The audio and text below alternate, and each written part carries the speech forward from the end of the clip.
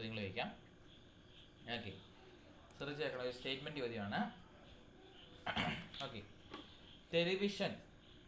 ടെലിവിഷനിൽ കണ്ട മാതൃക നോക്കി ഗേളി ഘട്ടം ഘട്ടമായ പ്രവർത്തനത്തിലൂടെ ഒരു പേപ്പർ ബോട്ട് ഉണ്ടാക്കുന്നു. ടെലിവിഷൻ നോക്കിയിട്ട് ഇവിടെ കൊച്ച് എന്തുണ്ടാക്കുന്നു? ഗേളി എന്ന് പറഞ്ഞ കൊച്ച് ഒരു പേപ്പർ ബോട്ട് ഉണ്ടാക്കിയെടുക്കുകയാണ് ചെയ്യുന്നത്. ഓർത്ത കാര്യങ്ങൾ ചെയ്യാൻ വേണ്ടി അവൾ ആ ഘട്ടങ്ങൾ നോട്ട് ബുക്കിൽ കുറിച്ചു വെക്കുന്നുണ്ട്. അങ്ങനെ ആ ഘട്ടങ്ങൾ അവൾക്ക് ഓർമ്മയിൽ നിലനിർത്താൻ കഴിഞ്ഞു.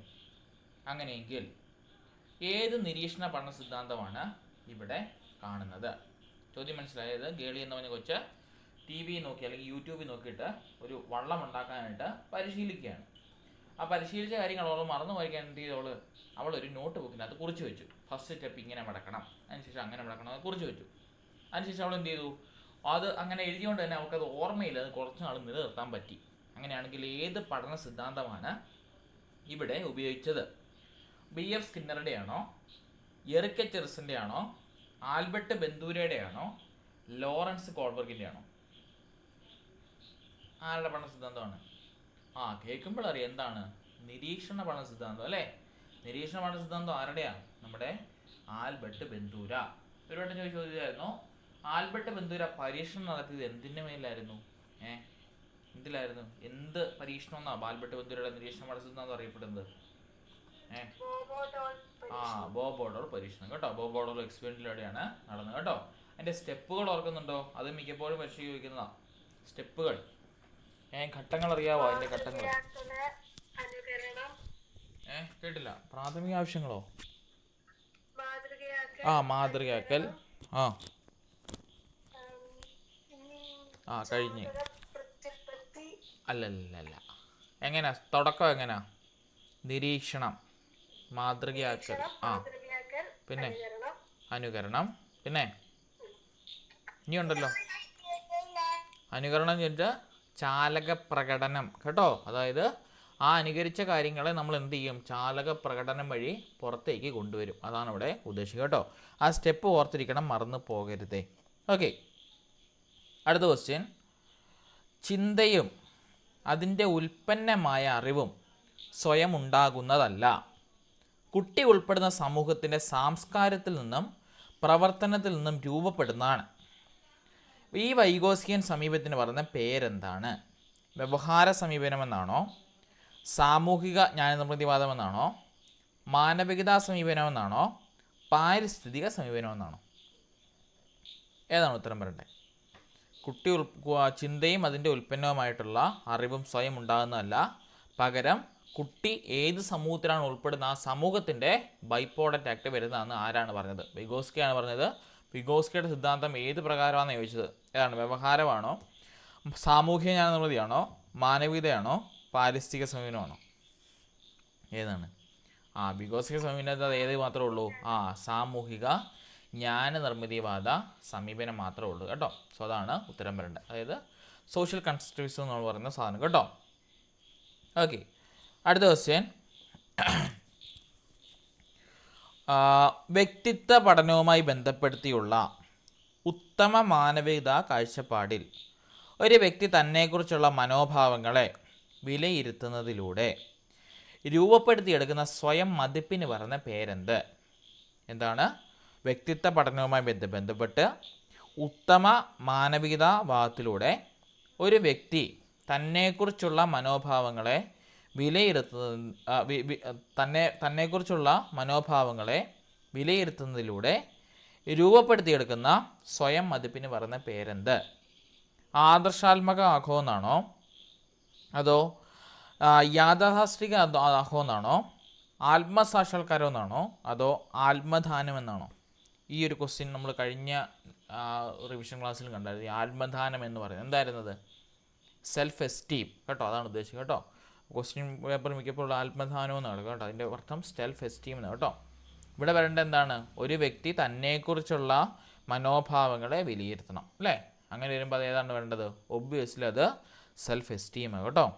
ഈ ഐഡിയൽ സെൽഫും റിയൽ സെൽഫും അതുപോലെ തന്നെ ആത്മസാക്ഷാത്കാരവും നമ്മുടെ മാനവികതാ കാഴ്ചപ്പാടിൽ തന്നെ നിന്നുകൊണ്ട് ഉള്ളതാണ്. പക്ഷേ നമ്മുടെ എന്താണ്? ഒരു വ്യക്തി തന്നെക്കുറിച്ചുള്ള മനോഭാവങ്ങളെ വിലയിരുത്തുന്നതിന് പറഞ്ഞ പേരെന്താണ്? ഈ എന്താണ് ദാനം എന്ന് കേട്ടോ, ആത്മാദാനം എന്നാണ് പറയുന്നത്. ഓക്കെ, അടുത്ത ക്വസ്റ്റ്യൻ. സ്ഥിരതയാർന്ന വൈകാരിക പ്രകടനം, നൂതന ഭാവനാശേഷി, ശാസ്ത്രചിന്തയുടെ വളർച്ച, ശക്തമായ സമപ്രായ സംഘപ്രവർത്തനങ്ങൾ, വർദ്ധിച്ച കായിക ശക്തി, ധൈര്യം എന്നിവ ഏതു ശിശുവികാന്ത ഘട്ടത്തിൻ്റെ സവിശേഷതയാണ്?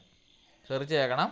സ്ഥിരതയാർന്ന വൈകാരിക പ്രകടനം, നൂതന ഭാവനാശേഷി, ശാസ്ത്രചിന്തയുടെ വളർച്ച, ശക്തമായ സമപ്രായ സംഘ പ്രകടനങ്ങൾ, വർദ്ധിച്ച കായിക ശക്തി, ധൈര്യം ഇവയൊക്കെ ഏത് ശിശുവികാസ ഘട്ടത്തിൻ്റെ പ്രത്യേകതയാണ്? ശൈശവമാണോ, മധ്യബാലമാണോ, അന്ത്യബാല്യമാണോ, കൗമാരമാണോ? ഏതിൻ്റെയാണ്? നമ്മളോട് ചോദിക്കാൻ പറ്റുന്നൊരു ക്വസ്റ്റ്യനാണ്. കാരണം നമുക്കറിയാമല്ലോ, നമ്മൾ LP UP അല്ലെങ്കിൽ പ്രൈമറി തലത്തിൽ പഠിപ്പിക്കുമ്പോൾ ഒബ്വിയസ്ലി ഒരു ചോദ്യം ഇവിടുന്ന് കാണും കേട്ടോ. അപ്പം നമുക്ക് LP UP തലത്തിൽ നമ്മൾ കൗമാരക്കാരായ കുട്ടികളെ പഠിപ്പിക്കുന്നില്ല. അപ്പം LP UP തലത്തിൽ നിന്ന് ആലോചിച്ചാൽ മതി. അപ്പം നോക്കിയേ, ശൈശവം വരുമോ, മധ്യബാല്യം വരുമോ, അന്ത്യബാല്യം വരുമോ, അതോ കൗമാരം വരുമോ? ഏതായിരിക്കും വരേണ്ടത്? നമ്മുടെ കൗമാരം ഒരിക്കലും വരത്തില്ല. കാരണം നമുക്ക് എന്താ പറയുന്നത്, നമുക്ക് അഡോൾസൻ സൈക്കോളജി അല്ല നമ്മൾ പഠിക്കുന്ന, ഓർത്തിരിക്കണം. നമ്മൾ LP UP തലത്തിൽ നമ്മൾ പഠിക്കുന്ന ചൈൽഡ് സൈക്കോളജി കേട്ടോ. അതായത് 18 വയസ്സിന് പുറകിലുള്ള 15, 16 വരെ നമ്മൾ വയസ്സ് പഠിക്കുന്നുള്ളൂ. സോ അത് നോക്കി വേണം നിങ്ങൾ ഉത്തരങ്ങൾ കർപ്പിക്കാൻ. ഒബ്വിയസ്ലി നമ്മുടെ പരീക്ഷ പേപ്പറിൽ ഒരിക്കലും 18 വയസ്സിന് മുകളിലോട്ടുള്ള അഡോൾസൻ സൈക്കോളജി ചോദിക്കത്തില്ല. കാറ്റഗറി 3 പോലുള്ള BEd ഉള്ള ഇതിനൊക്കെ ചോദിക്കത്തുള്ളൂ കേട്ടോ. നമ്മളെ സംബന്ധിച്ച് അത് നമുക്ക് നോക്കേണ്ട ആവശ്യമില്ല. അതുകൊണ്ട് തന്നെ ഓർത്തിരിക്കണം, നമ്മൾ പഠിക്കുന്നത് ചൈൽഡ് സൈക്കോളജി, ശിശു മനഃശാസ്ത്രം നമ്മൾ പഠിക്കുന്നത് കേട്ടോ. അല്ലാതെ അഡോൾസൻ സൈക്കോളജി അല്ല നമ്മൾ പഠിക്കുന്നതെന്നും ഓർത്തിരിക്കണം കേട്ടോ. അപ്പോൾ ഇവിടെ വരേണ്ടത് അന്ത്യബാല്യത്തിൻ്റെ സവിശേഷത, അതായത് അന്ത്യബാല്യത്തിൽ നിന്ന് കൗമാരത്തിലോട്ട് കയറാൻ പോകുന്ന ഒരു കുട്ടിയിൽ കാണപ്പെടുന്നതാണ് ഈ പറഞ്ഞ പ്രത്യേകതകളൊക്കെ. ഏകദേശം ഒരു 6ാം ക്ലാസ് 7ാം ക്ലാസ്സൊക്കെ വരുന്ന കുട്ടിയിലുള്ള കാഴ്ചപ്പാടുകളാണ് ഈ കാണപ്പെടുന്നത് കേട്ടോ. ഓക്കെ, അധ്യാപകൻ ഒരു ചിത്രം ക്ലാസ്സിൽ കാണിച്ചു. തുടർന്ന് കുട്ടികളോട് അതിന് അനുയോജ്യമായിട്ടുള്ള തലക്കെട്ട് നൽകാൻ നിർദ്ദേശിച്ചു. ഇവിടെ അധ്യാപകൻ കുട്ടികളുടെ ഏത് മികവാണ് വിലയിരുത്തുന്നത്? സർഗപരതയാണോ, മനോഭാവമാണോ, ഓർമ്മയാണോ, താല്പര്യമാണോ? ഏതാണ്? സർഗപരത, ക്രിയേറ്റിവിറ്റി അല്ലേ? അതായത് ഒരു ക്ലാസ് മുറിയിൽ ഒരു ചിത്രം കാണിച്ചതിന് ശേഷം അത് അനുയോജ്യമായിട്ടുള്ള തലക്കെട്ട് അല്ലേ, ഗീവ് സ്യൂട്ടബിൾ ടൈറ്റിൽ എന്നൊക്കെ നമ്മൾ കൊടുക്കുന്നത് അല്ലേ, ഒരു കഥ കൊടുത്തിട്ട്. അപ്പോൾ എന്താണ്, കുട്ടികളുടെ സർഗപരതയാണ് അവിടെ വിലയിരുത്തുന്നത്. അപ്പോൾ ഓർത്തിരിക്കണം, നമ്മുടെ പത്രത്തിലൊക്കെ കണ്ടിട്ടില്ലേ, അനുയോജ്യമായിട്ടുള്ള ഈ യൂട്യൂബിലും ഫേസ്ബുക്കിലും ഒക്കെ കണ്ടിട്ട് അനുയോജ്യമായിട്ടുള്ള തലക്കെട്ട് നൽകാമെന്ന് പറഞ്ഞ് നമ്മൾ അതിൻ്റെ കമൻറ്റ് ബോക്സ് എടുത്ത് നോക്കിയാൽ വളരെ മനോഹരമായിട്ടുള്ള തലക്കെട്ടുകൾ നമുക്ക് വളരെ സർഗപരത അല്ലെ ക്രിയേറ്റീവായിട്ടുള്ള കുറേ എന്താ പറയുന്നത് തലക്കെട്ട് നമുക്ക് കാണാൻ സാധിക്കും. അപ്പോൾ അവിടെ ഉദ്ദേശിക്കുന്നതും ക്രിയേറ്റിവിറ്റി ആണെന്ന് ഓർത്തിരിക്കും കേട്ടോ. അടുത്ത ക്വസ്റ്റ്യൻ, എബ്രഹാം മാസ്ലോ സൂചിപ്പിക്കുന്ന ആവശ്യങ്ങളുടെ ശ്രേണിയിൽ മൂന്നാമത് വരുന്ന ഏതാണ്? ഏതാണ് മൂന്നാമത് വരുന്നത്? ഓപ്ഷൻ പറയാതെ പറയാൻ പറ്റുമോ? മൂന്നാമത് വരുന്നത് എബ്രഹാം മാസ്ലോ സൂചിപ്പിച്ച ആവശ്യങ്ങളുടെ ശ്രേണിയിൽ മൂന്നാമത് വരുന്ന ഏതാണ്? ഏതാണ് മൂന്നാമത് വരുന്ന ഏതാ? എന്നാലോചിച്ച് നോക്കിയേ. ശാരീരിക ആവശ്യങ്ങൾ, പിന്നെ എന്താ ഉള്ളത്? രണ്ടാമത്തെ ഏതാ പറഞ്ഞോ? സ്നേഹിക്കപ്പെടുകയാണ്. എത്രയാണ് നമ്മുടെ മൂന്നാമത് വരുന്നത്? ഇതൊന്ന് പറഞ്ഞു നോക്കിയേ, അതിൻ്റെ ഓർഡർ ഒന്ന് പറഞ്ഞു നോക്കിയേ. മിക്കപ്പോഴും ഓർഡർ തെറ്റിച്ചിട്ട് ശരിയാക്കാനും അതുപോലെ ഏറ്റവും ഉയർന്ന തലം, ഏറ്റവും താഴ്ന്ന തലം എന്നൊക്കെ പറഞ്ഞ് മിക്കപ്പോഴും ചോദിക്കുന്ന ചോദ്യം കേട്ടോ. അത് ഒരു ഇമ്പോർട്ടൻ്റ് ആയിട്ടുള്ള ടോപ്പിക് തന്നെ. കാരണം നമുക്ക് പഠിക്കാനുള്ള ടോപ്പിക്കിൽ നിന്ന് വളരെ റെലവൻ്റ് ആയിട്ടും വളരെ ഇമ്പോർട്ടൻ്റ് ആയിട്ടും ഉള്ള ഒരു ടോപ്പിക്ക് തന്നെയാണ് ഈ പറഞ്ഞ എബ്രഹാം മാസ്ലോയുടെ ആവശ്യങ്ങൾ കേട്ടോ. ഓർത്തിരിക്കണം, ശാരീരിക ആവശ്യങ്ങൾ, അതിനുശേഷം സുരക്ഷിതത്വം, അതിനുശേഷം സ്നേഹിക്കപ്പെടുക, അതാണ് നമ്മുടെ ഉത്തരവായിട്ട് വരേണ്ടത്. പിന്നെ ആദരിക്കപ്പെടുക, പിന്നെ വൈജ്ഞാനിക ആവശ്യം, സൗന്ദര്യാത്മകം, ആത്മസാക്ഷാത്കാരം. ഇങ്ങനെ 7 ഘട്ടത്തിലൂടെയാണ് എബ്രഹാം മാസ്ലോ തൻ്റെ ആവശ്യങ്ങളുടെ ശ്രേണി മുൻപോട്ട് വെച്ചു കേട്ടോ. ആ കാര്യങ്ങൾ ഓർത്തിരിക്കണം, വളരെ വളരെ വളരെ ഇമ്പോർട്ടൻ്റ് ആണ് കേട്ടോ. ചോദിക്കാൻ പറ്റുന്ന, വ്യക്തിത്വമായിട്ട് ബന്ധപ്പെട്ട് ചോദിക്കാൻ പറ്റുന്ന ഒരു ക്വസ്റ്റ്യൻ തന്നെയാണ് ഇത് കേട്ടോ. മിക്ക പരീക്ഷകളും ഇതിൻ്റെ ഓർഡർ ശരിയാക്കാനും അവസാനത്തെ ആവശ്യം ഏതാണെന്നും ആദ്യത്തെ ആവശ്യം ഏതാണെന്നും 4ാമത്തെ 5ാമത്തെ 7ാമത്തെ ഒക്കെ ചോദിച്ചിട്ടുണ്ട്. സോ ഓർഡർ പഠിച്ചിരിക്കണം. ശാരീരികം, സുരക്ഷിതത്വം, സ്നേഹിക്കുക, ആദരിക്കുക, വൈജ്ഞാനികം, സൗന്ദര്യം, ആത്മസാക്ഷാത്കാരം കേട്ടോ. ഇങ്ങനെയാണ് ഓർഡർ പോകുന്നത്, ഓർത്തിരിക്കണം. ഓക്കെ, അടുത്ത ക്വസ്റ്റ്യൻ, ആ, പ്രത്യേക പരിഗണന അർഹിക്കുന്ന കുട്ടികളുടെ പഠനം കാര്യക്ഷമമാക്കുന്നതിന് വേണ്ടി പൊതുവിദ്യാഭ്യാസ വകുപ്പ് കോവിഡ് കാലത്ത് കേരളത്തിൽ ആരംഭിച്ച യൂട്യൂബ് ചാനലിൻ്റെ പേരെന്താണ്? അതായത് പ്രത്യേക പരിഗണന അർഹിക്കുന്ന കുട്ടികളുടെ പഠനം കാര്യക്ഷമമാക്കാനായിട്ട് പൊതുവിദ്യാഭ്യാസ വകുപ്പ് കോവിഡ് കാലത്ത് കേരളത്തിൽ ആരംഭിച്ച യൂട്യൂബ് ചാനലിൻ്റെ പേരെന്താണ്? ഗണനിപ്രഭയാണോ, ജ്യോതിർമയിയാണോ, വിക്ടേഴ്സ് ആണോ, ഫസ്റ്റ് ബെല്ലാണോ? ഏതാ?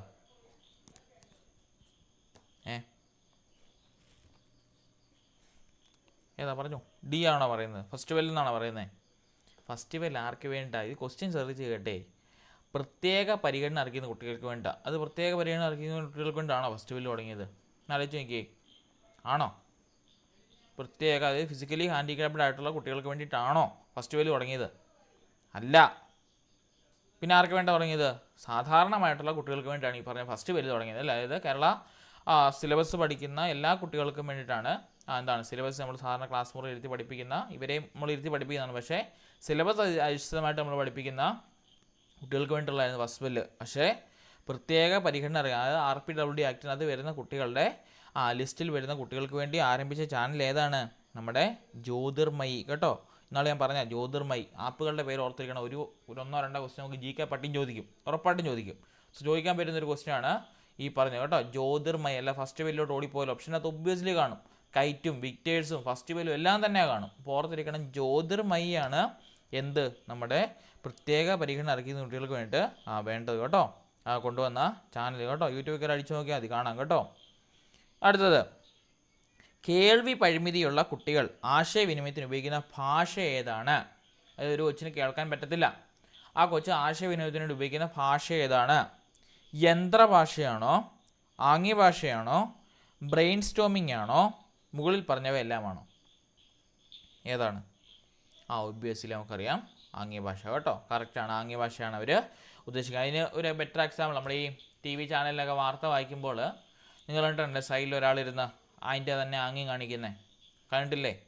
ആ സാധനം കേട്ടോ. ഓർത്തിരിക്കണം, ഈ കേൾവി പരിമിതിയുള്ള ആൾക്കാർക്ക് വേണ്ടിയിട്ട് ആശയവിനിമയം നടത്തുന്നതാണ് എന്ത്? നമ്മുടെ ഈ പറഞ്ഞ നമ്മുടെ ആംഗ്യഭാഷകൾ കേട്ടോ. അത് ഒരു ട്രെയിൻഡാണ് കേട്ടോ. അവരതിന് വേണ്ടി ട്രെയിനാണ്. ഓരോ ആക്ഷൻ എന്തിനു വേണ്ടെന്ന് നമുക്ക് കണ്ടതൊന്നും മനസ്സിലാകത്തില്ല അല്ലേ? സാധാരണ ഒരാൾ ഒന്ന് നോക്കിയാൽ എനിക്കൊന്നും മനസ്സിലായിട്ടില്ല. അങ്ങനെ അതിന് ട്രെയിനിങ് ഉണ്ട് കേട്ടോ. ആ ട്രെയിനിങ് അനുസരിച്ച് അവർക്ക് ഇങ്ങനെ കൈവച്ചാൽ ഇതാണ് ഉദ്ദേശിക്കുന്നതെന്ന് അവർ ട്രെയിൻ ചെയ്ത ആൾക്കാരാണ് അവിടെ നിന്ന് ചെയ്യുന്നത് കേട്ടോ. അവർ പെട്ടെന്ന് തന്നെ, നിങ്ങൾ കണ്ടില്ലേ, ഒരു വാർത്ത വായിച്ച് അല്ലെങ്കിൽ ഒരു സിറ്റുവേഷൻ പറയുന്ന അനുസരിച്ച് അവർ പെട്ടെന്ന് തന്നെ കാണിച്ച് തീർക്കുന്നത് കണ്ടിട്ടില്ലേ? അപ്പോൾ അതിനനുസരിച്ച് ഓരോന്നിനും ഓരോ കോഡ് അവർ സെറ്റ് ചെയ്ത് വെച്ചേക്കുവാണ്. ആ കോഡ് അവർ ആദ്യമേ പറഞ്ഞു കൊടുത്തതിന് ശേഷമാണ് ഇത് കാണിക്കുന്നത് കേട്ടോ. ഓർത്തിരിക്കണം, ആംഗ്യഭാഷയാണുള്ളത്. ഈ പറഞ്ഞ പ്രത്യേക പരിഗണന അർഹിക്കുന്ന കുട്ടികളിൽ നിന്ന് മിനിമം ഒരു 2 മുതൽ 3 ക്വസ്റ്റ്യൻ വരെ നമുക്കൊന്ന് പ്രതീക്ഷിക്കും കേട്ടോ. RPWD ആക്റ്റും അതുപോലെ തന്നെ ഇപ്പോൾ ഉള്ള അപ്ഡേറ്റ് ആയിട്ടുള്ള കാര്യങ്ങളൊക്കെ വെച്ചുകൊണ്ട് ഈ ഒരു 2 അല്ലെങ്കിൽ 3 ക്വസ്റ്റ്യൻ നമ്മുടെ പാർട്ടിയിൽ നമുക്ക് ചോദിക്കാം കേട്ടോ. അത് സൈക്കോളജി എന്നല്ല, എല്ലാ വിഷയങ്ങൾക്കും ഈ പറഞ്ഞ പ്രത്യേക പരിഗണന അർഹിക്കുന്ന കുട്ടികളെ കൂടി ഉൾച്ചേർക്കണം. അല്ലെങ്കിൽ ഉൾച്ചേർത്ത വിദ്യാഭ്യാസത്തിന് നമ്മൾ പ്രാധാന്യം കൊടുക്കുന്നതുകൊണ്ട് തന്നെ നമുക്ക് അതിനെപ്പറ്റിയുള്ള അവയർനെസ് ഉണ്ടോ, ടീച്ചേഴ്സായി നമുക്ക് അവയർനെസ് ഉണ്ടോ, അങ്ങനെ ഒരു കൊച്ചു നമ്മുടെ ക്ലാസ്സിൽ നമ്മൾ അവഗണിക്കുവോ അതോ സ്വീകരിക്കുവോ എന്ന് നമ്മുടെ മനോഭാവം അറിയാനായിട്ട് അങ്ങനെയുള്ള ചോദ്യം ചോദിക്കും കേട്ടോ. ഉറപ്പായിട്ടും ചോദിക്കും, അത് 100% ഉറപ്പാണ്. സോ നോക്കിയിട്ട് വേണം പോകുവാൻ. അടുത്ത ക്വസ്റ്റ്യൻ, സ്കീമ എന്ന വൈജ്ഞാനിക ഘടന രൂപം കൊള്ളുന്നത് പഠിതാവ് നേടുന്ന അറിവുകളും അനുഭവങ്ങളും 2 പൂരക സമ്പ്രദായത്തിലൂടെ രൂപപ്പെട്ട് വികസിച്ചതാണെന്ന് യാങ് പ്രിയാഷെ അഭിപ്രായപ്പെട്ടു. ആ സമ്പ്രദായങ്ങൾ ഏതൊക്കെയാണ്? പറഞ്ഞാൽ മനസ്സിലായോ? സ്കീമ എന്ന വൈജ്ഞാനിക ഘടന രൂപം കൊള്ളണമെങ്കിൽ എന്താണ്? പഠിതാവ് നേടുന്ന അറിവും അനുഭവങ്ങളും എല്ലാം പരസ്പര പൂരകങ്ങളായിട്ട് നിന്നുകൊണ്ട് വേണമെന്നാണ് നമ്മുടെ യാങ് പിയാഷെ അഭിപ്രായപ്പെട്ടത്. ഏതൊക്കെയാണ് ആ 2 സമ്പ്രദായങ്ങൾ? ഒന്നാമത്തേത് സംസ്ഥാപനം അസന്തുലനം, രണ്ടാമത്തേത് സംസ്ഥാപനം സന്തുലനം, മൂന്നാമത്തേത് സാംശീകരണം സംസ്ഥാപനം, നാലാമത്തേത് സാംശീകരണം സന്തുലനം. ഏതാണ്? ടെക്സ്റ്റ് ബുക്ക് കൃത്യം അറിയാമെങ്കിൽ ഇതൊക്കെ ആൻസർ ചെയ്യാൻ പറ്റത്തുള്ളൂ. ഏതാണ് ആൻസർ വരേണ്ടത്? സ്കീമ പ്രവർത്തിക്കണമെങ്കിൽ ഏതൊക്കെയാണ് 2 സമ്പ്രദായങ്ങൾ വേണ്ടത്? നമ്മളെപ്പോഴും പറയുന്ന 2 ടേം അതിൻ്റെ അകത്തുള്ളത്. ഒന്നാമത്തെ സംസ്ഥാപനം അസന്തുലനം, അക്കോമഡേഷനും ഡിസിക്വിലിബ്രിയവും. രണ്ടാമത്തേത് സംസ്ഥാപനം സന്തുലനം, അക്കോമഡേഷൻ ആൻഡ് ഇക്വിലിബ്രിയം. മൂന്നാമത്തേത് സാംശീകരണം സംസ്ഥാപനം, അസിമിലേഷൻ ആൻഡ് അക്കോമഡേഷൻ. നാലാമത്തേത് സാംശീകരണം ആൻഡ് സന്തുലനം, അസിമിലേഷൻ ഇക്വിലിബ്രിയം. ഇതിലേതാണ്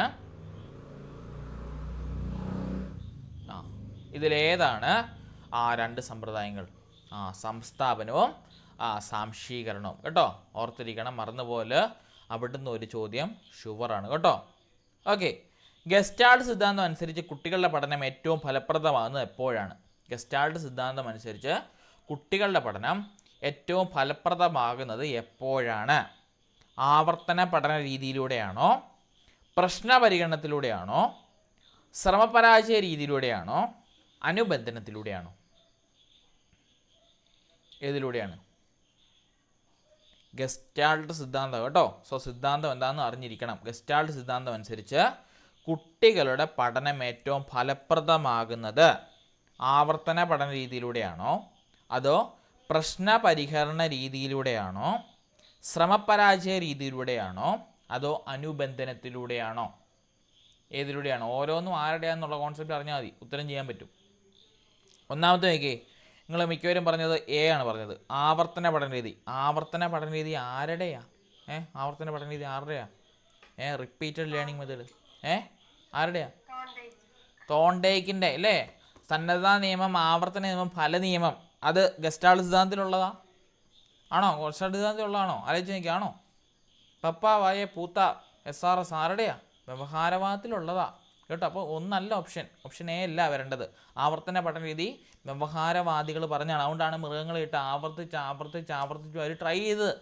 ഓർത്തിരിക്കണം കേട്ടോ. അപ്പോൾ അതല്ല. രണ്ടാമത്തേത് പ്രശ്നപരിഹരണ രീതി, അതല്ലേ ഗസ്റ്റാൾട്ടിസം പറഞ്ഞത്. അതായത് കൊച്ചിനൊരു ഉൾക്കാഴ്ച ഉണ്ടാകണമെങ്കിൽ അവിടെ ഒരു പ്രശ്നം കൊടുക്കണം. നമ്മുടെ ആ ടെക്സ്റ്റ് ബുക്കിൻ്റെ തുടക്കത്തിൽ തന്നെ 1 മുതൽ 100 വരെയുള്ള സംഖ്യകളുടെ തുക കാണാനായിട്ട് അധ്യാപകം കൊടുത്തപ്പോൾ ഗസ്റ്റാൾട്ട് എന്നാ പറഞ്ഞു? 1ഉം 99 കൂട്ടിയാൽ 1ഉം 100ഉം കൂട്ടിയാൽ 101, 99 2ഉം കൂട്ടിയാൽ 101, 98 3ഉം കൂട്ടിയാൽ 101, അങ്ങനെ 51 101 കിട്ടും അദ്ദേഹത്തിന് അല്ലേ? അല്ല 50 101 കിട്ടും. അപ്പോൾ 50 ഗുണം 101 50 ഉത്തരത്തിലേക്ക് അദ്ദേഹം വന്നു. അതായത് പ്രശ്നപരിഹരണ രീതിയിലൂടെയാണ് കുട്ടികൾ എന്തിലേക്ക് വരുന്നത്? കുട്ടികൾ ഒരു ഉൾക്കാഴ്ചയിലേക്ക്, ഒരു ഇൻസൈറ്റ്ഫുൾ ലേണിങ്ങിലേക്ക് വരുന്നതെന്നാണ് ഗസ്റ്റാൾട്ടിസം പറയുന്നത്. അപ്പോൾ ഓർത്തിരിക്കണം, ഗസ്റ്റാൾട്ട് പറഞ്ഞ സിദ്ധാന്തം എന്താണ് ഉദ്ദേശം കൊടുക്കുന്നത്? പ്രശ്നപരിഹരണ രീതി കേട്ടോ. രണ്ടാമത്തെ ശ്രമപരാജയം, അത് ആരുടെയാ? ശ്രമപരാജയം ആരുടെയാ? ശ്രമപരാജയം തോണ്ടേക്കിൻ്റെ. ആരില്ല പരീക്ഷ നടത്തിയത്? എന്നതിലാ പരീക്ഷ നടത്തിയത്? ഉത്തരവില്ലേ? പൂച്ച കേട്ടോ. പൂച്ചയിൽ ഈ ശ്രമപരാജയ സിദ്ധാന്തം വെച്ചുകൊണ്ട് കണക്കിലുള്ള മിക്ക കണക്കുകളിലും നിങ്ങൾക്കറിയാലോ, ചോദ്യത്തിന് അതൊരു 3 or 4 എണ്ണം വരെ ഈ ട്രയൽ എണ്ണം വരെ സോൾവ് ചെയ്യാൻ പറ്റും കേട്ടോ. സോ ജസ്റ്റ് നിങ്ങൾ ഉത്തരങ്ങൾ അറിയത്തില്ലെങ്കിലും ആ ചോദ്യമായിട്ട് ട്രയൽ എണ്ണം മെത്തേഡ് നോക്കുക, ശ്രമപരാജയം നോക്കുക, 4 ഓപ്ഷൻ ഇടാനുള്ള സമയം നമുക്ക് എന്നാലും കിട്ടും. പെട്ടെന്ന് ഇട്ട് നോക്കി ഓപ്ഷനിൽ തന്നെ ഉത്തരത്തിലേക്ക് പോവുകയാണെങ്കിൽ വളരെ നല്ലത് കേട്ടോ. അടുത്ത അനുബന്ധനം, അത് ആരുടെ അനുബന്ധനം? Conditioning method, Pavlov. ചാടിക്കയറി പോയത് ഒന്നിലോട്ട് കേട്ടോ. ആവർത്തന പഠന രീതി ഓർത്തിരിക്കണം.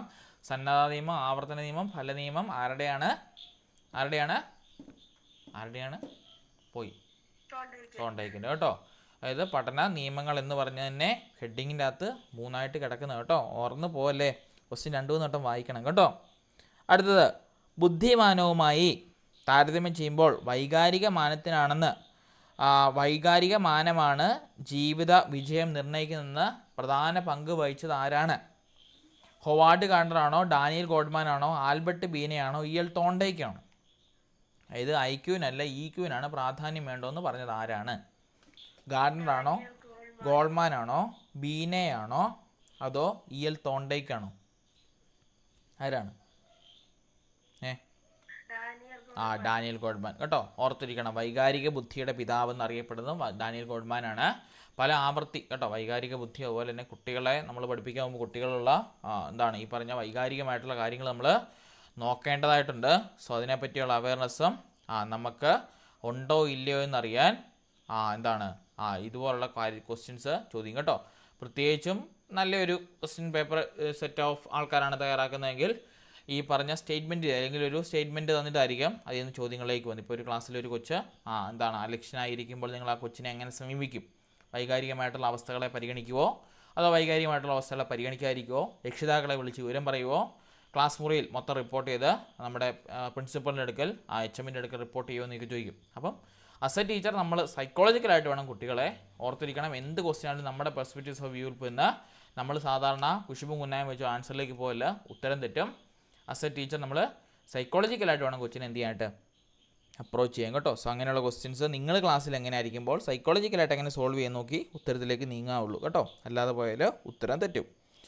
അടുത്ത ക്വസ്റ്റ്യൻ എല്ലാവർക്കും അറിയുന്ന ഒരു ക്വസ്റ്റ്യനാണ്. എല്ലാ നവജാത ശിശുക്കൾക്കും ജന്മത തന്നെ ഭാഷയുടെ ആന്തരിക ഘടന മനസ്സിലാക്കി ഭാഷാ വികാസം സാധ്യമാക്കുന്നതിനുള്ള ലാംഗ്വേജ് അക്വസിഷൻ ഡിവൈസ് ഉണ്ടെന്ന് നിർദ്ദേശിച്ചത് ആരാണ്? യാങ് പിയാഷെ ആണോ, വിഗോസ്കി ആണോ, നോം ചോംസ്കി ആണോ, ബ്രൂണറാണോ? എല്ലാവർക്കും അറിയാം നോം ചോംസ്കി കേട്ടോ. നോം ചോംസ്കി ആണ് ഉത്തരം വരേണ്ടത്. അടുത്ത ക്വസ്റ്റ്യൻ. ജോജി 5ാം ക്ലാസ്സിൽ പഠിക്കുന്ന ഒരു വിദ്യാർത്ഥിയാണ്. ഗണിത ക്ലാസ്സിൽ അധ്യാപകൻ സംഖ്യകൾ പറയുമ്പോൾ മിക്കപ്പോഴും അവൻ തെറ്റിച്ചാണ് എഴുതുന്നത്.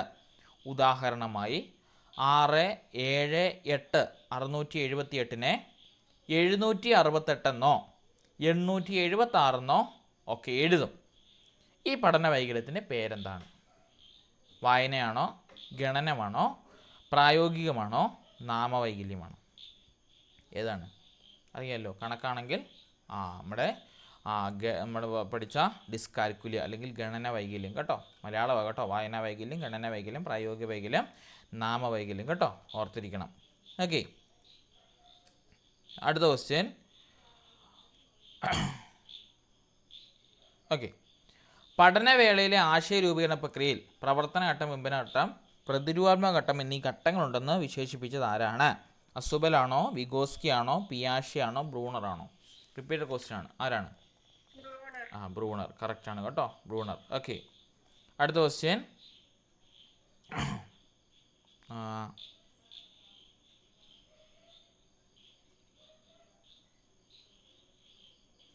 ഓക്കെ. 6ാം ക്ലാസ്സിൽ കേട്ടോ, 6ാം ക്ലാസ്സിൽ സ്റ്റേറ്റ്മെൻറ്റ് ചോദ്യമാണ്. 6ാം ക്ലാസ്സിൽ ഓക്കെ, സ്ക്രീൻ കാണാമല്ലോ അല്ലേ? 6ാം ക്ലാസ്സിൽ അധ്യാപകൻ 1/2 പ്ലസ് 1/4 എന്ന ക്രിയ ചെയ്യാനറിയുന്ന കുട്ടികൾക്ക് ഈ ക്രിയകൾ ഉൾപ്പെടുന്ന പ്രായോഗിക പ്രശ്നങ്ങൾ പരിഹരിക്കാൻ കഴിയുന്നില്ല. ഇതിന് കാരണം എന്താണ്? അതായത് ക്ലാസ്സിൽ 6ാം ക്ലാസ്സിൽ ഇരുന്ന് കൊച്ച് 1/2 പ്ലസ് 1/4 എത്രയാണെന്ന് ചോദിച്ചാൽ ഉത്തരം ചെയ്യും. പക്ഷേ നിത്യജീവിതത്തിലേക്ക് വരുമ്പോൾ കൊച്ചിന് ആ പ്രശ്നം സോൾവ് ചെയ്യാൻ പറ്റുന്നില്ല. അതിന് കാരണം എന്താണെന്ന്. നല്ലൊരു ക്വസ്റ്റ്യൻ അല്ലേ? നിങ്ങൾക്ക് മനസ്സിലായി ഇതെന്താ ഉദ്ദേശിക്കുന്നതെന്ന്? 1/2 പ്ലസ് 1/4 എന്നെ ഉദ്ദേശിക്കുന്നത് മനസ്സിലായോ? അധ്യാപകരല്ലേ, ഒന്ന് ആലോചിച്ച് നോക്കിയാൽ നമ്മൾ പഠിച്ചൊരു ട്രിക്ക് അതിൻ്റെ തിരിപ്പുണ്ട്. എന്നതാ 1/2 എന്ന് വെച്ചാൽ ആരാ 1/2 എന്ന് വെച്ചാൽ 1/2 എന്ന് പറഞ്ഞാൽ അര അല്ലേ? 1/4 എന്ന് പറഞ്ഞാലോ കാല്. അരയും കാലും കൂട്ടി എത്ര ആയിരിക്കണം? 3/4 ആയിരിക്കണം. അങ്ങനെ ഒരു പ്രായോഗിക, അതായത് നിത്യജീവിതത്തിൽ ഒരു കൊച്ചിന് ആ പ്രശ്നം പരിഹരിക്കാൻ പറ്റുന്നില്ല. പക്ഷേ കൊച്ചിന് ക്ലാസ് മുറിയില്ല ചെയ്യാൻ പറ്റുന്നുണ്ട്. അതിന് കാരണം എന്താണെന്നാണ് ചോദിച്ചിരിക്കുന്നത്. ശ്രദ്ധിച്ചേക്കണം. ഒന്നാമത്തെ കാരണം പറഞ്ഞിരിക്കുന്നത് ചോദ്യത്തിൻ്റെ കാഠിന്യ നിലവാരം ഉയർന്നതാണ്. രണ്ടാമത്തെ ഓപ്ഷൻ പറയുന്നത് ഭാഷാപരമായ പ്രയാസം കുട്ടികൾ നേരിടുന്നുണ്ട്. മൂന്നാമത്തെ ഓപ്ഷൻ പറയുന്നത് ഭിന്നസംഖ്യകളുമായിട്ട് ബന്ധപ്പെട്ട ക്രിയകൾ വിവിധ ജീവിത സന്ദർഭത്തിലൂടെ പഠിപ്പിക്കേണ്ടതുണ്ട്. നാലാമത്തേത് അടിസ്ഥാന ക്രിയകളെപ്പറ്റി ധാരണയില്ല. ഏതാണ് വരേണ്ടത്? അടിസ്ഥാന ക്രിയകളെപ്പറ്റി ധാരണയില്ല എന്നാണോ? ഒന്നുകൂടി വായിച്ചു തരാം. ക്വസ്റ്റ്യൻ മനസ്സിലായോ? 6ാം ക്ലാസ്സിൽ 1/2 പ്ലസ് 1/4 എന്ന് ബുക്കേൽ നമ്മൾ കൊടുത്താൽ കൊച്ചത് ചെയ്യും. 3/4 എന്ന് ഉത്തരത്തിലെത്തും. പക്ഷേ കൊച്ചിന് നിത്യജീവിതത്തിൽ പറയണോ, എടാ 1/2 കിലോ പഞ്ചസാരയും 1/4 കിലോ സവോളയും നീ വാങ്ങിച്ചുകൊണ്ട് വന്നാൽ മൊത്തം എത്ര കിലോ ഉണ്ടെന്ന് ചോദിച്ചാൽ കൊച്ചിന് അത് ചെയ്യാൻ അറിയത്തില്ല. അതായത് സിമ്പിളായിട്ട് പറഞ്ഞാൽ 1/2 കിലോ പഞ്ചസാരയും 1/4 കിലോ സവോളയും വാങ്ങിക്കാനാണ് വീട്ടിൽ നിന്ന് പറഞ്ഞു വിട്ടത്. അങ്ങനെയാണെങ്കിൽ അത് എങ്ങനെ ചെയ്യുമെന്നാണ് ചോദിച്ചത്. അവരുടെ ക്യാമറയാണ് ഓഫാക്കി കേട്ടോ. യെസ്. അപ്പോൾ നോക്കി അതിനുള്ള പരിഹരിക്കാനുള്ള കാരണം എന്താണെന്ന് ചോദിച്ചിരിക്കുന്നത്. നോക്കി, ചോദ്യത്തിൻ്റെ കാഠിന്യ നിലവാരം ഉയർന്നതെന്നാണോ, ഭാഷാപരമായ പ്രയാസം കുട്ടികൾ നേരിടുന്നു എന്നതാണോ, ഭിന്നസംഖ്യകളുമായിട്ട് ബന്ധപ്പെട്ട ക്രിയകൾ വിവിധ ജീവിത സന്ദർഭങ്ങളിലൂടെ പഠിപ്പിക്കണം എന്നതാണോ, അതോ അടിസ്ഥാന ക്രിയകളെപ്പറ്റി ധാരണയില്ലാത്തതാണോ? എന്താണ് നിങ്ങളുടെ പ്രശ്നം? കറക്റ്റാണ് കേട്ടോ. എന്താണ് ഭിന്നസംഖ്യകളുമായിട്ട് ബന്ധപ്പെട്ട എന്തില്ല ക്രിയകൾ നിത്യജീവിതത്തിൽ നമ്മൾ പറഞ്ഞു കൊടുക്കണം കേട്ടോ. പ്രത്യേകം നമ്മൾ ശ്രദ്ധിക്കേണ്ട ഒരു കാര്യങ്ങളാണ്. അതായത് നമ്മൾ ഈ പറഞ്ഞ കാര്യങ്ങളെല്ലാം തന്നെ നിത്യജീവിതമായിട്ട് കണക്ട് ചെയ്ത്, അത് എന്ത് കാര്യം കൂട്ടാനോ കുറയ്ക്കാനോ നമുക്കറിയാമല്ലോ. ക്ലാസ്സിൽ വേണ്ടത് അടിസ്ഥാനമായിട്ടുള്ള ക്രിയകളാണ് കേട്ടോ. അടിസ്ഥാനമായിട്ടുള്ള ക്രിയാശേഷികൾ അല്ലെങ്കിൽ അടിസ്ഥാനമായിട്ടുള്ള ക്രിയകൾ നമ്മൾ കുട്ടികളുടെ മേലിൽ പഠിപ്പിക്കാനായിട്ടുണ്ട്. അതിനകത്ത് കൂട്ടുക, കുറയ്ക്കുക, ഗുണിക്കുക, ഹരിക്കുക എന്നതും അതെങ്ങനെ നിത്യജീവിതത്തിൽ പ്രയോഗിക്കാമെന്നതും നമ്മൾ അറിഞ്ഞിരിക്കണം കേട്ടോ. കുട്ടികളെ അത് പഠിപ്പിക്കണം കേട്ടോ, അത് ഓർത്തിരിക്കണം. ഓക്കെ, അങ്ങനെയാണ് അടുത്ത ക്വസ്റ്റ്യൻ. മിക്കപ്പോഴും ചോദിക്കുന്നൊരു പാട്ടാണ്, ഒരു ക്ലോക്കിൽ 5:30 മിനിറ്റ് സൂചിയും മണിക്കൂർ സൂചിയും തമ്മിലുള്ള കോണളവ് എത്രയാണ്? കണ്ടുപിടിച്ചോ. 5:30 മിനിറ്റ് സൂചിയും മണിക്കൂർ സൂചിയും തമ്മിലുള്ള കോണളവ് പെട്ടെന്ന് കണ്ടുപിടിക്കാം. 10 ആണോ 15 ആണോ 30 ആണോ 45 ആണോ? ചെറിയ ചോദ്യം ചോദിച്ചത്. 5:30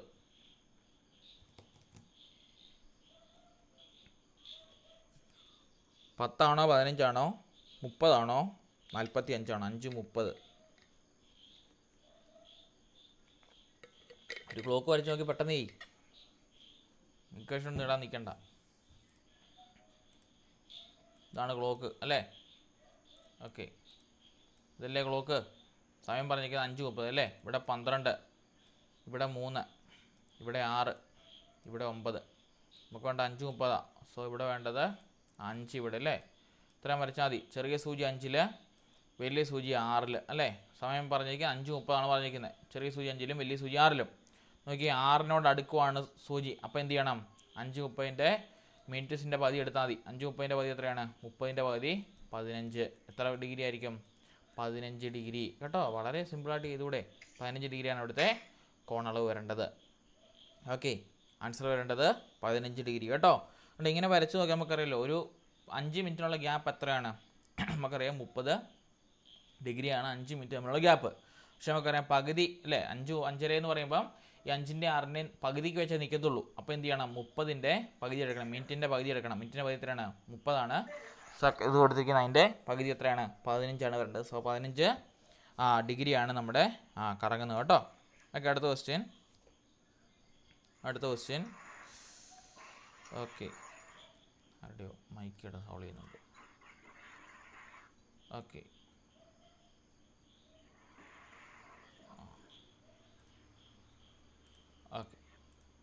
അടുത്ത ക്വസ്റ്റ്യൻ.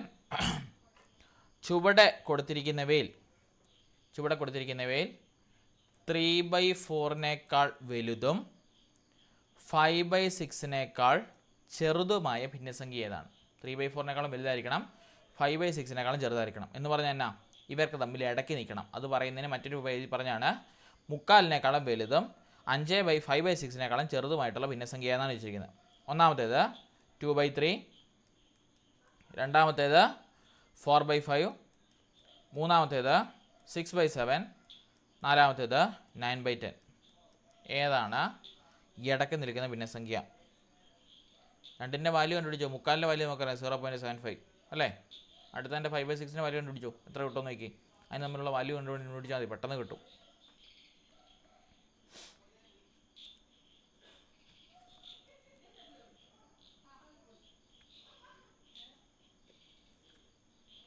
ഡെസിമൽ 2 വരെ കണ്ടുപിടിക്കുകയാണ് അത്ര നല്ലത് കേട്ടോ. കാരണം ഇതൊരു കൃത്യമായിട്ടുള്ള വാല്യൂ 5/6 വരുമ്പോൾ നമുക്ക് പോയിൻറ്റ് 2 വാല്യൂ കണ്ടുപിടിച്ചാൽ മതി. കണ്ടുപിടിച്ച് നോക്കൂ.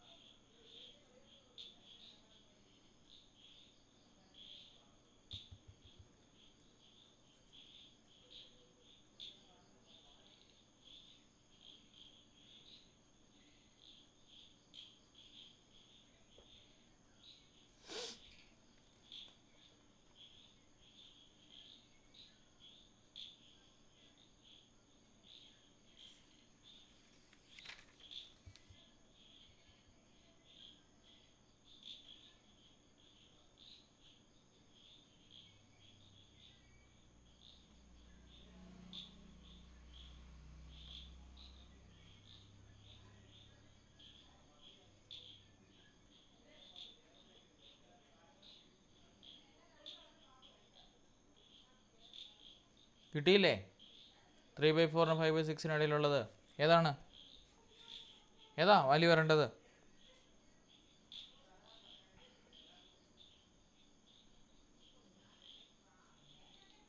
ഏതാ 3/4 5/6 ഇടയിലുള്ളത്? 2/3 ആണോ, 4/5 ആണോ, 6/7 ആണോ, 9/10 ആണോ? ഏതാ?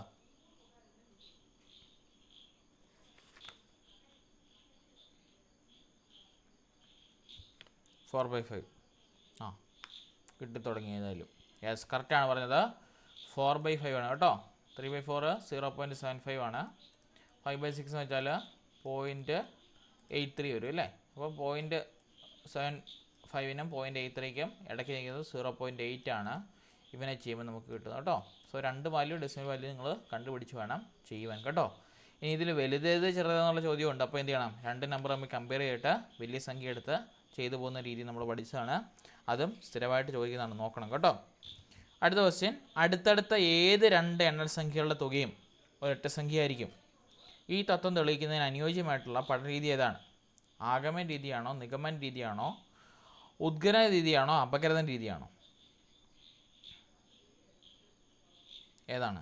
അടുത്തടുത്ത ഏത് എണ്ണൽ സംഖ്യ എടുത്താലും അതിൻ്റെ തുക ഒറ്റ സംഖ്യ ആയിരിക്കും. അത് തെളിയിക്കാനായിട്ട് ഏറ്റവും അനുയോജ്യമായിട്ടുള്ള രീതി ആഗമനമാണോ, നിഗമനമാണോ, ഉദ്ഗ്രഥനമാണോ, അപഗ്രഥനമാണോ? ഏതാണ്? ആഗമന രീതി കേട്ടോ. ഇൻഡക്റ്റീവ് മെത്തേഡാണ് അവിടെ വേണ്ടത്. ഓക്കെ, അടുത്ത ക്വസ്റ്റ്യൻ, ഗണിത ക്ലാസ്സിൽ പഠനോപകരണങ്ങൾ ഉപയോഗിക്കുന്നതിൻ്റെ ഉദ്ദേശം എന്താണ്? ഗണിത ക്ലാസ്സിൽ പഠനോപകരണം ഉപയോഗിക്കുന്നതിൻ്റെ ഉദ്ദേശം എന്താണ്? ആശയങ്ങളുടെ അമൂർത്തത കുറയ്ക്കുന്നതിനാണോ, ഗണിതശാസ്ത്രത്തിൻ്റെ വളർച്ചയും സ്വഭാവവും മനസ്സിലാക്കുന്നതിനാണോ, കുട്ടിയുടെ പഠന പ്രശ്നങ്ങൾ കണ്ടെത്തുവാനായിട്ടാണോ, പാഠഭാഗങ്ങൾ സമയബന്ധിതമായിട്ട് തീർക്കുവാനായിട്ടാണോ? എന്തിനു വേണ്ടിയായിരിക്കും? ഇതിനു വേണ്ടിയിട്ടാണ് ഗണിത ക്ലാസ്സിൽ പഠനോപകരണങ്ങൾ ഉപയോഗിക്കുന്നത്. ആശയങ്ങളുടെ അമൂർത്തത കുറയ്ക്കുവാനായിട്ടാണോ, ഗണിതശാസ്ത്രത്തിൻ്റെ വളർച്ചയും സ്വഭാവവും മനസ്സിലാക്കാനായിട്ടാണോ, കുട്ടിയുടെ പഠന പ്രശ്നം പരിഹരിക്കാനാണോ, പാഠഭാഗങ്ങൾ സമയബന്ധിതമായി പൂർത്തീകരിക്കാനായിട്ടാണോ? ഏതിനു വേണ്ടിയിട്ടാണ്? കറക്റ്റാണ്. നിങ്ങളുടെ ആൻസേഴ്സ് എനിക്ക് കുറച്ച് ഡിലേ ആയിട്ടാണ് വരുന്നത്, നെറ്റിൻ്റെ ഇഷ്യൂ ആയിരിക്കും, സാരമില്ല. ശരിയാണ് പറയുന്നത്. ആശയങ്ങളുടെ അമൂർത്തത കുറയ്ക്കാനായിട്ട് കേട്ടോ. നമുക്കറിയാം മൂർത്തമായിട്ടുള്ള ആശയങ്ങളൊക്കെ നമ്മൾ കൊണ്ടുവരികയാണ് ഗണിത ക്ലാസ്സിൽ നമ്മൾ ചെയ്യേണ്ടത്. അപ്പം അത് കുറയ്ക്കാനായിട്ട് നമ്മൾ പഠനോപകരണങ്ങളൊക്കെ ഉപയോഗിക്കുന്നു കേട്ടോ. അടുത്ത ക്വസ്റ്റ്യൻ, താഴെ പറയുന്ന ഒരു ഇൻസൈറ്റീവ് കൺസർവേഷൻ ഉദാഹരണം ഏതാണ്? ഇൻസൈറ്റീവ് കൺസർവേഷൻ ഉദാഹരണം ബൊട്ടാണിക്കൽ ഗാർഡൻ ആണോ, കാവുകളാണോ, വിത്ത് ബാങ്കുകളാണോ, മൃഗശാലയാണോ? ഇൻസൈറ്റീവ് കൺസർവേഷൻ ഉദാഹരണം ഏതാണ്? കാവുകൾ കേട്ടോ. കാവുകൾ ഇൻസൈറ്റീവ് ആണ്, ബാക്കിയെല്ലാം എക്സൈറ്റീവ് ആണെന്ന് ഓർത്തിരിക്കണം കേട്ടോ. ഓക്കെ, താഴെ പറയുന്ന ഒരു ഏകലിംഗ പുഷ്പമേത്? വഴുതനയുടെ പൂവാണോ, മാമ്പൂവാണോ, പപ്പായയുടെ പൂവാണോ, റോസപ്പൂവാണോ? ഏകലിംഗ പുഷ്പം വീട്ടിലൊക്കെ ഈ സാധനം ഉള്ളവർക്കറിയാം. വഴുതനയുടെ പൂവാണോ, മാമ്പൂവാണോ, പപ്പായയുടെ പൂവാണോ, റോസപ്പൂവാണോ? ഏതാണ് ഏകലിംഗ പുഷ്പം? വഴുതനയുടെ പൂവ്, മാമ്പൂവ്, പപ്പായയുടെ പൂവ്, പപ്പായ ഇല്ലേ, പപ്പായ, കപ്പളങ്ങ, ഓമയ്ക്ക, അതിൻ്റെ പൂവ് കേട്ടോ, പിന്നെ റോസപ്പൂവ്. ഇതിലേത് പൂവാണ് ഏകലിംഗ പുഷ്പമായിട്ട് അറിയപ്പെടുന്നത്? മാമ്പൂവാണോ? ഉറപ്പാണോ? മാമ്പൂ എന്നാണോ പറയുന്നത്? എന്നാൽ മാമ്പൂ തെറ്റാണ്. നിങ്ങൾക്കറിയാലോ, പപ്പായ കണ്ടിട്ടില്ലേ? ആൺ പപ്പായയും പെൺ പപ്പായയും ഉണ്ട്. ഏകലിംഗ പുഷ്പമായിട്ടാണ് ഒരെണ്ണം കായ്ച്ചും ഒരെണ്ണം കായ്ക്കാതിരിക്കുന്നത്. വീട്ടിൽ പപ്പായ ഉള്ളവർക്കറിയാം. ആൺ പപ്പായ ആണെങ്കിൽ അതിലിങ്ങനെ മുട്ടുകൾ വന്നിട്ട് ഇങ്ങനെ പൂത്ത് മാത്രം നിൽക്കുക, അത് ഉണ്ടാവത്തില്ല. ഈ ഓമയ്ക്ക അല്ലെങ്കിൽ പപ്പായ ഉണ്ടാവത്തില്ല. പെണ്ണിൽ മാത്രമേ ഉണ്ട്, അതായത് പെണ്ണായിട്ടുള്ള പപ്പായയിൽ മാത്രമേ എന്താണ് ഈ പറഞ്ഞ പപ്പായ ഉണ്ട്. അപ്പോൾ ഓർത്തിരിക്കണം, ഏകലിംഗ പുഷ്പം ഏതിലാണ് ഉള്ളത്? നമ്മുടെ പപ്പായയിലാണ് കേട്ടോ. ബാക്കി നിങ്ങൾ നോക്കിയാൽ വഴുതനയുടെ പൂവിൽ എല്ലാത്തിലും കായ ഉണ്ടാകത്തില്ലേ, മാമ്പൂവിൽ എല്ലാത്തിലും കായ ഉണ്ടാകത്തില്ലേ, റോസാപ്പൂവിൽ എല്ലാത്തിലും പൂ ഉണ്ടാകത്തില്ലേ? അപ്പോൾ ഓർത്തിരിക്കണം, ഏതാണ്? പപ്പായയുടെ പൂവിലാണ് ഇങ്ങനെയായിട്ടുള്ള ഏകലിംഗ പുഷ്പം ഉദ്ദേശിക്കുന്നത്. ഒരെണ്ണത്തിൽ കായ്ക്കണം, ഒരെണ്ണത്തിൽ കായ്ക്കരുത്. അങ്ങനെ വരുന്ന ഏതിലാണെന്നാണ് ചോദിച്ചത് കേട്ടോ. ചോദിച്ച് എന്താ പറയുക, നമ്മുടെ ഈ പറഞ്ഞ ക്വസ്റ്റ്യൻ ശ്രദ്ധിച്ച് നോക്കിയാൽ മതി, ഉത്തരം കിട്ടും കേട്ടോ. ഓക്കെ, അടുത്ത ക്വസ്റ്റ്യൻ, താഴെ പറയുന്നവയിൽ ഒരു ഏകാത്മക മിശ്രിതം ഏതാണ് തിരിച്ചറിയുക? ഏകാത്മക മിശ്രിതം കേട്ടോ. മണലിൻ്റെയും പഞ്ചസാരയുടെയും മിശ്രിതമാണോ, പാലാണോ, മിൽക്ക് ഓഫ് മഗ്നീഷ്യ ആണോ, വിനാഗിരിയാണോ? ഏകാത്മക മിശ്രിതം ഏകാത്മക മിശ്രിതം ഏതാണ്? മണലിൻ്റെയും പഞ്ചസാരയുടെയും മിശ്രിതമാണോ, പാലാണോ, മിൽക്ക് ഓഫ് മഗ്നീഷ്യ ആണോ, വിനാഗിരിയാണോ? ഏകാത്മക മിശ്രിതം, ഹോമോജീനിയസ് മിക്സ്ചർ ഏതാണ്? ഏതാ ഏകാത്മക മിശ്രിതം? മണലിൻ്റെയും പഞ്ചസാരയുടെയും മിശ്രിതമാണോ, പാലാണോ, മിൽക്ക് ഓഫ് മഗ്നീഷ്യ ആണോ, വിനാഗിരിയാണോ? ഏതാണ്? വിനാഗിരി കേട്ടോ. ബാക്കിയെല്ലാം തന്നെ ഒരു പിന്നാൽമ മിശ്രിതം. എന്തുകൊണ്ട് പാലായില്ല എന്നാലോചിക്ക്. എന്തുകൊണ്ടാണ് പാലാകാഞ്ഞേ? പാലെന്തുകൊണ്ടാകാഞ്ഞേ?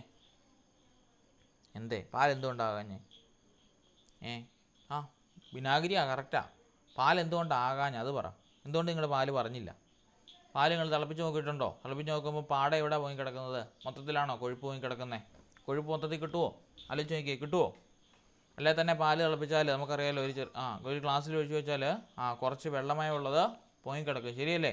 ബാക്കിയായിരിക്കും അടിഞ്ഞു കിടക്കുന്നത്. അപ്പോൾ ഓർത്തിരിക്കണം, പാലൊരു ഏകാത്മക മിശ്രിതം, ഒരു പിന്നാൽമക മിശ്രിതം കേട്ടോ, ഓർത്തിരിക്കണം. ഓക്കെ, അടുത്ത ക്വസ്റ്റ്യൻ. നമ്മുടെ ഡെയിലി ലൈഫിലുള്ള കാര്യങ്ങൾ ഇതൊക്കെ നോക്കണം കേട്ടോ. ഓക്കെ, അടുത്ത ക്വസ്റ്റ്യൻ. ടു കിൻഡം ക്ലാസിഫിക്കേഷൻ അവതരിപ്പിച്ചത് ആരാണ്? ടു കിൻഡം കേട്ടോ. കാൾ ലിനേഴ്സ് ആണോ, റോബർട്ട് ഹുക്കാണോ, റോബർട്ട് വിറ്റാക്കറാണോ, അതോ ഏണസ്റ്റ് ഹേക്കറാണോ? മറ്റേ ആൻസർ വിനാഗിരി കേട്ടോ. വിനാഗിരിയാണ് ഏകാത്മക മിശ്രിതം കേട്ടോ. യെസ്, വിനാഗിരി എവിടെ നിർത്താലും ഒരേ ടേസ്റ്റ് അല്ലേ? നോക്കിയേ, ടു കിൻഡം ക്ലാസിഫിക്കേഷൻ ആവിഷ്കരിച്ചത് ആരാണ്? കാൾ ലിനേഴ്സ് ആണോ, അതോ ഏണസ്റ്റ് ഹേക്കറാണോ, റോബർട്ട് ഹുക്കാണോ, റോബർട്ട് വിറ്റാക്കറാണോ? ആരാ ടു കിൻഡം ക്ലാസിഫിക്കേഷൻ? കാൾ ലിനേഴ്സ് കേട്ടോ. റിപ്പീറ്റഡ് ക്വസ്റ്റ്യൻ കേട്ടോ, ഓർത്തിരിക്കണം. അടുത്ത ക്വസ്റ്റ്യൻ. ഓക്കെ, ബ്ലാക്ക് ബോർഡ് താഴെ പറയുന്നതിൽ ഏതിന് ഉദാഹരണമാണ്? ബ്ലാക്ക് ബോർഡ് കേട്ടോ, നമ്മൾ എഴുതുന്ന ബ്ലാക്ക് ബോർഡ് താഴെ പറയുന്നവയിൽ ഏതിന് ഉദാഹരണമാണ്? ഓഡിയോ വിഷ്വൽ എയ്ഡ് ആണോ, പ്രൊജക്റ്റഡ് എയ്ഡ് ആണോ, 3D എയ്ഡ് ആണോ, വിഷ്വൽ എയ്ഡ് ആണോ? എല്ലാവർക്കും അറിയാവുന്ന വിഷ്വൽ എയ്ഡ് കേട്ടോ. ഓക്കെ, അങ്ങനെ അടുത്ത ക്വസ്റ്റ്യൻ. പൊട്ടാസ്യം ക്ലോറൈഡിൻ്റെ ജലീലിയ ലൈനിലേക്ക് ഒരു തുള്ളി ഫിനോപ്തിലിൻ ചേർത്താൽ എന്ത് സംഭവിക്കും? പൊട്ടാസ്യം ക്ലോറൈഡിൻ്റെ ജലീയ ലായനിയിലേക്ക് ഒരു തുള്ളി ഫിനോപ്തിലിൻ ചേർത്താൽ എന്ത് സംഭവിക്കും? നിറം പിങ്കായി മാറുന്നതാണോ, നിറം മാറ്റം സംഭവിക്കുന്നില്ല എന്നതാണോ, നിറം ചുവപ്പായി മാറുന്നു എന്നാണോ, നിറം മഞ്ഞയായി മാറുന്നതെന്നാണോ? പൊട്ടാസ്യം ക്ലോറൈഡ് കേട്ടോ, അതായത് KCl ജലീലിയ ലൈനിലേക്ക് ഒരു തുള്ളി ഫിനോപ്തിലിൻ ചേർത്താൽ എന്താണ് സംഭവിക്കുന്നത്? നിറം പിങ്കായി മാറുന്നു എന്നാണോ, നിറം മാറ്റം സംഭവിക്കുന്നില്ല എന്നാണോ, നിറം ചുവപ്പായി മാറുന്നു എന്നാണോ, നിറം മഞ്ഞയായി മാറുന്നു എന്നാണോ? നോക്കിയേ, KCl എന്ന് പറഞ്ഞാൽ എന്താണ്? ഇറ്റ്സ് KCl എന്ന് പറഞ്ഞാൽ ആസിഡിനകത്തോട്ട് ഫിനോപ്തിലിൻ വെച്ചാൽ എന്തെങ്കിലും മാറ്റം ഉണ്ടാവുമോ? ഇല്ല. ഓർത്തിരിക്കണം, നോ ചേഞ്ച് കേട്ടോ, ഒരു ചേഞ്ചും ഇല്ല, നിറം മാറ്റം സംഭവിക്കുന്നില്ല കേട്ടോ. ആസിഡിൻ്റെയും ബേസിൻ്റെയും ന്യൂട്രാലിറ്റി അറിയാനായിട്ട് നമ്മൾ എന്ത് ആഡ് ചെയ്യുമ്പോൾ, ഫിനോപ്തിലിൻ ആഡ് ചെയ്യുമ്പോൾ പിങ്ക് നിറമാകുന്നത് കേട്ടോ. അതായത് ബേസിൻ്റെ അകത്താണ് നമ്മൾ എന്ത് ഒഴിക്കുന്നത്? ഈ പറഞ്ഞ കാര്യം ഒഴിക്കുമ്പോൾ നിറം മാറ്റം സംഭവിക്കുന്നത്. ആസിഡിൻ്റെ അകത്ത് ഒഴിച്ചാൽ നിറം മാറ്റം ഉണ്ടാവുന്നില്ല കേട്ടോ. അതായത് ബേസിൻ്റെ അകത്ത് നമ്മൾ ഒഴിച്ചിട്ടല്ലേ ടൈട്രേറ്റ് ചെയ്യുന്നത്, അപ്പോഴല്ലേ പിങ്ക് കളർ നിറം മാറി ആസിഡ് അതിലേക്ക് വീഴുമ്പോൾ വെള്ളയായിട്ട് മാറുന്നത്, ശരിയല്ലേ? വെള്ളം പോലെ ആകുന്നത് ന്യൂട്രലൈസേഷനായി വെള്ളം H2 ആകുന്നത് എങ്ങനെയാണ്? പറഞ്ഞ ആൽക്കലൈൻ സൊല്യൂഷനിലേക്ക് നമ്മൾ ഫിനോപ്തിലിൻ ഒഴിക്കുമ്പോൾ അതിൻ്റെ അകത്ത് പിങ്ക് നിറമായിട്ട് മാറും. ആ പിങ്ക് നിറം നമ്മൾ ഈ KCl HCl ഒക്കെ വെച്ച് നമ്മൾ ടൈട്രേറ്റ് ചെയ്യുമ്പം അവിടെയുള്ള ആസിഡ് അതിലേക്ക് വന്ന് വീഴും. ആസിഡ് വീഴുമ്പോൾ എന്താണ്? ആ ഫിനോപ്തിലിൻ നിറം മങ്ങി H2O വെള്ളമായിട്ട് മാറുകയല്ലേ ചെയ്യുന്നത്. അപ്പോൾ ഓർത്തിരിക്കണം, ആൽക്കൈനിലാണെങ്കിൽ ഒരു ആൽക്കൈൻ സ്വഭാവം ഉള്ളതിനകത്താണ് ഈ പറഞ്ഞ ഫിനോപ്തിലിൻ ഒഴിക്കുന്നതെങ്കിൽ അത് പിങ്ക് നിറമായിട്ട് മാറും. ആസിഡിനകത്ത് ഒഴിച്ചാൽ ഒരു ചേഞ്ചും ഉണ്ടാകത്തില്ല കേട്ടോ. ഈ ടൈട്രേഷൻ്റെ അകത്തുള്ള ക്വസ്റ്റ്യനാണ്. നമുക്ക് 8ാം ക്ലാസ്സിലൊക്കെയാണ് നമുക്ക് ചെയ്യാനായിട്ടുണ്ട്. ബേസിക്കലി നമുക്ക് 10, 11, 12ലാണ് ടൈട്രേഷനൊക്കെ നല്ല രീതിക്കുള്ളത്. ബേസ് നമുക്കറിയാമോ, അല്ലെങ്കിൽ അതിൻ്റെ ഒരു ശാസ്ത്രീയ വശം നമുക്കറിയാമോ ഇല്ലയെന്ന് നോക്കുന്നൊരു ക്വസ്റ്റ്യനാണ് കേട്ടോ.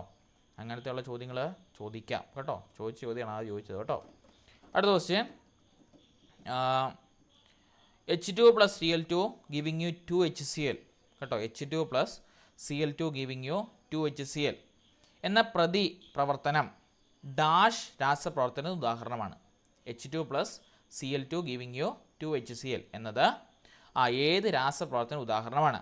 സംയോജക രാസപ്രവർത്തനത്തിനാണോ, വിഘടന രാസപ്രവർത്തനമാണോ, ആദേശ രാസപ്രവർത്തനമാണോ ദ്വി ആദേശ രാസപ്രവർത്തനത്തിനാണോ? നമ്മൾ പഠിച്ചതാ.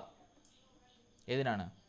സംയോജക രാസപ്രവർത്തനം. ഇത് രണ്ടും അങ്ങോട്ടും ഇങ്ങോട്ടും ഉണ്ടല്ലേ, ഇറിവേഴ്സിബിൾ ആണെന്ന് നമ്മൾ പറയില്ല. അത് അങ്ങോട്ട് പോയാലേ ഇങ്ങോട്ട് വരും. നമ്മൾ എന്ത് ചെയ്യാനാ? ബാലൻസ് ചെയ്യാൻ പഠിച്ചു പോകണ്ടില്ല. H2Cl2 giving U 2HCl. അപ്പുറം 2H2, ഇപ്പുറം വരുമ്പോൾ 2H. അപ്പുറം 2 ക്ലോറിൻ, ഇപ്പുറം 2 ക്ലോറിൻ. അപ്പോൾ എന്താണ്? ഒരു സംയോജക രാസപ്രവർത്തനമാണ് ഉള്ളത് കേട്ടോ. അടുത്ത ക്വസ്റ്റ്യൻ, ഏറ്റവും നീളമുള്ള ഉപീതീയ നദി ഏത്? കേട്ടോ, ഏറ്റവും നീളമുള്ള ഉപീതീയ നദി. മഹാനദി, കൃഷ്ണ, കാവേരി, ഗോദാവരി. ഏതാണ് ഏറ്റവും നീളം കൂടിയ ഉപീതീയ നദി? ഏതാ? പറഞ്ഞു. ഗോദാവരി, മഹാനദി, കൃഷ്ണ, കാവേരി, ഗോദാവരി. ഏതാണ് ഏറ്റവും നീളമുള്ള ഉപീതീയ നദി? കറക്റ്റാണ്, ഗോദാവരി കേട്ടോ.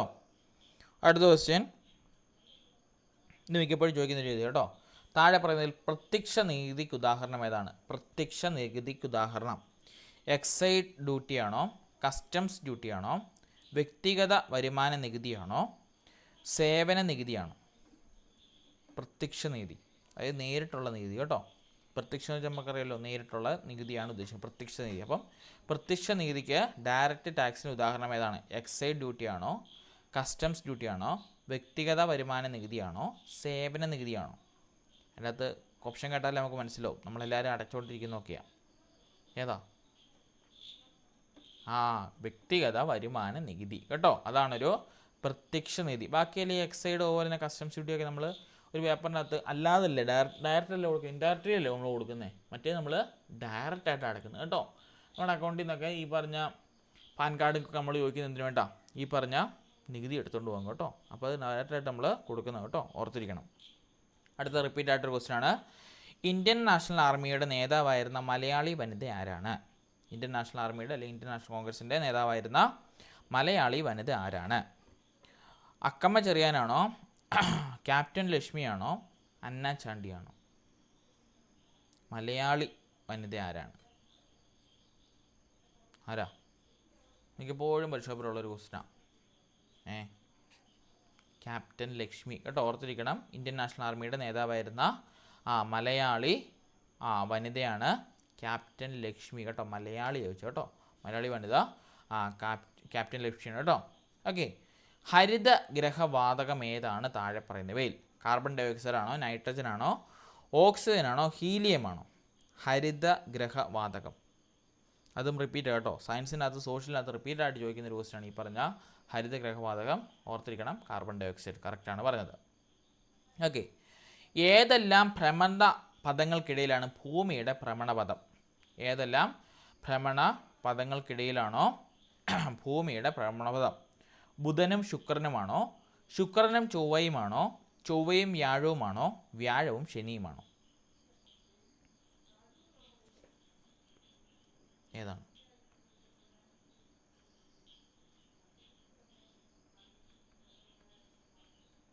ഏതാ ഭൂമിയുടെ ഭ്രമണപഥം? ആർക്കൊക്കെ ഇടയിലാണ് കിടന്നാൽ കറങ്ങുന്നതെന്ന്? ഭൂമി ആരുടെയൊക്കെയാണ്? ബുധനും ശുക്രനുമാണോ, ശുക്രനും ചൊവ്വയുമാണോ, ചൊവ്വയും വ്യാഴവുമാണോ, വ്യാഴവും ശനിയുമാണോ? ഏതാ? ശുക്രനും ചൊവ്വയും കേട്ടോ. ശുക്രനും ചൊവ്വയ്ക്കും ഇടയിലാണ് ഭൂമി കടന്ന് തിരിയുന്നത്. ഓക്കെ, അടുത്ത ക്വസ്റ്റ്യൻ, ഡാൾട്ടൺ പദ്ധതി വികസിപ്പിച്ചത് ആരാണ്? ഡാൾട്ടൺ പദ്ധതി കേട്ടോ, ഡാൾട്ടൺ പദ്ധതി വികസിപ്പിച്ചത് ആരാണ്? ബെഞ്ചമിൻ ബ്ലൂം ആണോ, ചാൾസ് ഡാർവിൻ ആണോ, ഹെലൻ പാസ്കൽ ആണോ? ഡാൾട്ടൺ പദ്ധതി വികസിപ്പിച്ചത് ആരാണ്? ഡാൾട്ടൺ പദ്ധതി വികസിപ്പിച്ചത് ആരാ? ഡാൾട്ടൺ പദ്ധതി വികസിപ്പിച്ചത് ഹെലൻ പാസ്കൽ കേട്ടോ. ഹെലൻ പാസ്ഹസ് എന്ന് പറയും കേട്ടോ. കല്ലല്ല, പാസ്കൽ നമ്മുടെ മറ്റേതിനകത്ത് ഫിസിക്സിനകത്ത് കയറി വന്ന പാസ്കല്ലോ കേട്ടോ. ഹെലൻ പാസ്ഹസ കേട്ടോ, പാസ്കസ കേട്ടോ. ഓക്കെ, ഇന്ത്യയിൽ തീരദേശമുള്ള സംസ്ഥാനങ്ങൾ എത്രയാണ്? ഇന്ത്യയിൽ തീരദേശമുള്ള സംസ്ഥാനങ്ങൾ 8, 9, 7, 11.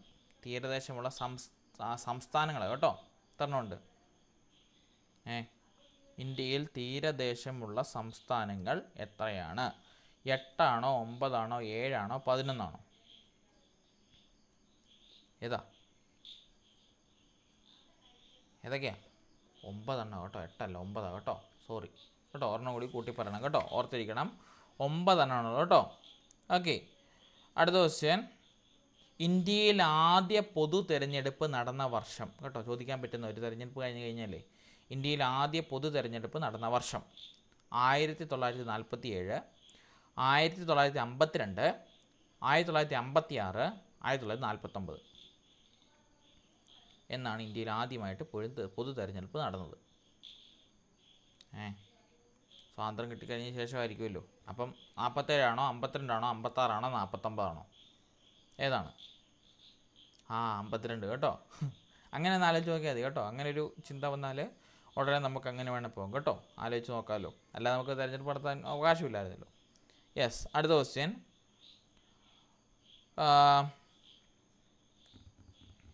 ഓക്കെ, യഥാർത്ഥ വസ്തുവിൻ്റെ ത്രിമാന രൂപത്തെ പ്രതിനിധീകരിക്കുന്നതിന് പറഞ്ഞ പേരുണ്ട്. യഥാർത്ഥ വസ്തുവിൻ്റെ ത്രിമാന രൂപത്തെ പ്രതിനിധീകരിക്കുന്നതിന് പറഞ്ഞ പേരെന്ത്? മോഡൽസ് ആണോ, ചാർട്ടാണോ, സമയരേഖയാണോ, ഭൂപടമാണോ? യഥാർത്ഥ വസ്തുവിൻ്റെ ഒരു പ്രതിനിധാനത്തെ സംവിധാനം ചെയ്യുന്നതിന് പറഞ്ഞ പേര് ഏതാണ്? മോഡലാണോ, ചാർട്ടാണോ, സമയരേഖയാണോ, ഭൂപടമാണോ? ഏതാണ്? ഏതാ? മോഡൽ കേട്ടോ. ഒന്ന് ആലോചിച്ച് നോക്കി, നമ്മളെല്ലാത്തിൻ്റെ എന്നാ മോഡലല്ലേ കൊണ്ടുചെല്ലുന്നത്, അല്ല നമുക്ക് ഡയറക്റ്റ് എടുത്ത് കാണിക്കാൻ പറ്റുമോ എല്ലാ കാര്യങ്ങളും? ഇല്ല കേട്ടോ. അപ്പോൾ അത് ഓർത്തിരിക്കണം കേട്ടോ. മോഡലാണ് അതിന് പറയുന്ന പേര് കേട്ടോ. അടുത്ത ക്വസ്റ്റ്യൻ. ഓക്കെ, താഴെ തന്നിരിക്കുന്നവയിൽ കൂട്ടത്തിൽ പെടാത്തത് ഏതാണ്? ഓക്കെ, മഴ പ്ലസ് കാലം മഴക്കാലം, തിരു പ്ലസ് ആതിര തിരുവാതിര, കാക്ക പ്ലസ് കരച്ചിൽ കാക്കക്കരച്ചിൽ, എലി പ്ലസ് പെട്ടി എലിപ്പെട്ടി. ഇതിലേതാണ് കൂട്ടത്തിൽ പെടാത്തത്? ബി. കാരണം എന്താ? കാരണം എന്നാ? ബി പറയാൻ കാരണം എന്നാ? അതെന്ത്? കറക്റ്റാ കേട്ടോ. ബാക്കിയല്ലാവോ? വെരി ഗുഡ് കേട്ടോ. ഒബ്വിയസ്ലി പിഴിച്ചെഴുതിനകത്ത് ഒരു സന്ധി ആയിരിക്കും ചോദിക്കും കേട്ടോ, ഓർത്തിരിക്കണം.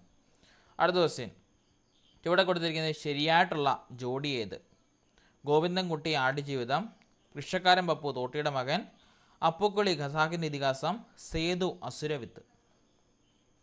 ഏതാണ്? നാളെ ക്ലാസ്സിൽ തന്നതാണ്. ശരിയായ ജോഡി കേട്ടോ. ഗോവിന്ദൻകുട്ടി ആടുജീവിതം, വൃക്ഷക്കാരൻ പപ്പു തോട്ടിയുടെ മകൻ, അപ്പുക്കിളി ഖസാക്കിൻ്റെ ഇതിഹാസം, സേതു അസുരവിത്ത്. ഏതാണ് ശരിയായിട്ട് വേണ്ടത്? അപ്പുക്കിളി ഖസാക്കിൻ്റെ ഇതിഹാസം കേട്ടോ, ഓർത്തിരിക്കണം. കുറച്ച് ഈയിടെ നമ്മുടെ വായനാ ദിനമല്ലായിരുന്നു ഇന്നലെ. അപ്പം അതായത് വായനയുമായിട്ട് ബന്ധപ്പെട്ട് മിക്കപ്പോഴും പരീക്ഷയ്ക്ക് ചോദിച്ചിട്ടുള്ള 2-3 പുസ്തകങ്ങൾ ഞാൻ കാണിച്ചു തരാം കേട്ടോ. അവരുടെ ഗ്രന്ഥകാരന്മാരും അവരുടെ എഴുത്തുകളും കേട്ടോ, ജസ്റ്റ് നോക്കണം. ഇപ്പോൾ ഇത് കണ്ടപ്പോൾ ഓർത്തത് കേട്ടോ. നമ്മളെ കഥകളും കൃതികളും കഥാകാരന്മാരും എൻ്റെ ഓൾറെഡി ഉണ്ടായിരുന്നു. ഓക്കെ, കാണിച്ചു തരാം. വായനാദിനം പുസ്തകക്കുറിപ്പുകൾ. യെസ്, ഈ പുസ്തകങ്ങളൊക്കെ മിക്കപ്പോഴും കേട്ടോ പരീക്ഷയ്ക്ക് ചോദിക്കുന്നത് കേട്ടോ. അതായത് കണ്ടോ, ആധ്യാത്മ രാമായണം കിളിപ്പാട്ട് ആരുടെയാണ്? തുഞ്ചത്ത് രാമാനുജൻ എഴുത്തച്ഛൻ്റെ. കാണാവോ സ്ക്രീൻ? സ്ക്രീൻ കാണാവോ? സ്ക്രീൻ കാണാം. ഇവരെ ഒന്ന് പെട്ടെന്ന് എഴുതിയെടുക്കണം കേട്ടോ, അല്ല ഗ്രൂപ്പിൽ ഇട്ടേക്കാം കേട്ടോ. ഓർത്തിരിക്കണം, ഇവരുടെ ക്വസ്റ്റ്യൻ എന്നാണേലും ഈ പറഞ്ഞ നമ്മുടെ വായനാദിനമൊക്കെ അടുത്തുകൊണ്ട് തന്നെ കഴിഞ്ഞല്ലോ, അതുകൊണ്ട് തന്നെ ചോദിക്കാൻ പറ്റുന്നതാണ്. നല്ല ഇതൊരു 18 ഉണ്ട് എൻ്റെ ഒരു അറിവിൽ. ഏറ്റവും പ്രസിദ്ധമായിട്ടുള്ള കൃതികൾ എഴുതും കേട്ടോ. അതെന്നാലും നിങ്ങൾ നോക്കിയിട്ട് വേണം പോകാൻ. ആധ്യാത്മ രാമായണം കിളിപ്പാട്ട് നമ്മുടെ കിളിപ്പാട്ട് പ്രസ്ഥാനത്തിന് ഉപജ്ഞാതാവായിട്ടുള്ള തുഞ്ചത്ത് രാമാനുജൻ എഴുത്തച്ഛൻ്റെയാണ്. അടുത്തത് ഗ്രൂപ്പിലിട്ടാം കേട്ടോ. ജ്ഞാനപ്പാന ആരുടെയാണ്? പൂന്താനം കേട്ടോ, ചോദിച്ചിട്ടുള്ള പരീക്ഷയ്ക്ക്. അതൊരു ഭക്തികാവ്യം കൂടിയാണ് കേട്ടോ. പിന്നെ എഴുതിയിട്ടുണ്ട് കണ്ടോ, ജ്ഞാനപ്പാന ഒരു ഭക്തികാവ്യമാണ്. ഇതും ജസ്റ്റ് വായിച്ചിട്ട് പോകണം കേട്ടോ. അടുത്ത കല്യാണ സൗഗന്ധികം, കോട്ടയത്ത് തമ്പുരാൻ, ഒരു ആട്ടക്കഥയാണത്. അടുത്തത് നമ്മുടെ ബദ്റുൽ മുനീർ ഹുസ്നുൽ ജമാൽ, അത് മൊയ്തീൻ കുട്ടി വൈദ്യരുടെയാണ്. അതൊരു മാപ്പിളപ്പാട്ട് കാവ്യമാണ്. അടുത്തത് ചിന്താവിഷ്ടയായ സീത, ഒരു ഖണ്ഡകാവ്യം, ഒരുപാട് ആവർത്തി ചോദിച്ചതാണ്, കുമാരനാശാൻ്റെയാണ്. ഗ്രൂപ്പിലിടാം കേട്ടോ. അതിൻ്റെ ഒരു ചെറിയൊരു ആശയമുണ്ട് കേട്ടോ. അതായത് ഇതിൻ്റെ അകത്ത് ഈ പറഞ്ഞ കഥാപാത്രങ്ങൾ ആരൊക്കെ എന്നൊക്കെ ഇതിനകത്ത് പറയുന്നുണ്ട് കേട്ടോ. അടുത്തത് രമണൻ ചങ്ങമ്പുഴയുടെയാണ്, ഒരു ഖണ്ഡകാവ്യമാണ്. അടുത്തത് ഭാരത പര്യടനം, കുട്ടിക്കൃഷ്ണ കാരാർ, ഒരു യാത്രാ വിവരണമാണ്. പരീക്ഷാപേപ്പറിൽ ചോദിച്ചിട്ടുള്ള ഒരു ചോദ്യം തന്നെയാണ്. ഇവരെല്ലാം തന്നെ ഒരു വട്ടം അല്ലെങ്കിൽ 2 വട്ടം ആവർത്തിച്ചിട്ടുള്ളവർ കേട്ടോ. ഇവരെ നോക്കിയിട്ട് വേണം പോകാൻ. അടുത്തത് അവകാശികൾ, വിലാസിനിയുടെയാണ്. അതൊരു നോവലാണ് കേട്ടോ. ചോദിച്ചിട്ടുണ്ട് വിലാസിനിയുടെ അവകാശികൾ ഏത് ടൈപ്പിനകത്ത് വരുന്നു, അത് നോവലാണ്. അടുത്തത് അശ്വമേധം, തോപ്പിൽ ഭാസിയുടെ ഒരു നാടകമാണ്. അടുത്തത് ഓടക്കുഴൽ, ജി ശങ്കരക്കുറുപ്പിൻ്റെ ഒരു കവിതാ സമാഹാരമാണ്. അടുത്തത് കണ്ണീരും കിനാവും, വി ടി ഭദ്രപാലിൻ്റെ ഒരു ആത്മകഥയാണ്. അടുത്തത് ഒരു ദേശത്തിൻ്റെ കഥ, റിപ്പീറ്റായിട്ട് ചോദിച്ചിട്ടുള്ളതാണ്. എസ് കെ പൊറ്റക്കാടിൻ്റെ ഒരു നോവലാണ്. കഴിഞ്ഞ ക്വസ്റ്റ്യൻ പേപ്പറൊക്കെ നിങ്ങൾ എടുത്തു നോക്കിയാൽ റിപ്പീറ്റായിട്ട് നിങ്ങൾക്ക് കാണാൻ പറ്റുന്ന ഒരു ക്വസ്റ്റ്യൻ തന്നെയാണിത്. ഒരു ദേശത്തിൻ്റെ കഥ നമ്മുടെ എസ് കെ പൊറ്റക്കാടിൻ്റെ ഒരു നോവലാണ്. അതിൻ്റെ എന്താണ് സാരാംശം എന്നോട് പറഞ്ഞത്. അടുത്തത് റിപ്പീറ്റായിട്ട് മറ്റൊരെണ്ണം, കയറ്, നമ്മുടെ തകഴിയുടെ നോവലാണ്. അടുത്തത് കാപ്പിരികളുടെ നാട്ടിൽ, എസ് കെ പൊറ്റക്കാടിൻ്റെ യാത്രാ വിവരണം. ചോദിച്ച ചോദ്യമാണ്, നമ്മൾ ഓൾറെഡി ഡിസ്കസും ചെയ്തതാണ്. അടുത്തത് ബാല്യകാല സഖി, ചോദിച്ചിട്ടുണ്ട്. വൈക്കം മുഹമ്മദ് ബഷീറിൻ്റെ നോവലാണ്. അടുത്തത് ഖസാക്കിൻ്റെ ഇതിഹാസം, എന്താണ് നമ്മുടെ ഒ വി വിജയൻ നോവൽ. കണ്ടോ, ഇപ്പോൾ ചോദിച്ച ചോദ്യം ഏതായിരുന്നു? താഴെ പറഞ്ഞത് ശരിയായിട്ടുള്ളത് കണ്ടോ, ഇവിടെ കിടക്കുന്നുണ്ടോ? അപ്പുക്കിളി, കണ്ടോ അപ്പുക്കിളി, കണ്ടോ വെണ്ടയ്ക്ക മുഴുവി കിടക്കുന്നുണ്ടോ? അപ്പുക്കിളി കണ്ടോ, കണ്ടോ കണ്ടോ പഠിക്കണം കേട്ടോ. ഇതിനകത്തുള്ള കഥാപാത്രങ്ങൾ അതിനകത്തുണ്ട്. ഒബ്വിയസ്ലി ഈ ഒരു PDF നോക്കിയിട്ട് പോയാൽ മതി, ഇമ്പോർട്ടൻ്റ് ആയിട്ടുള്ളത് കിട്ടും കേട്ടോ.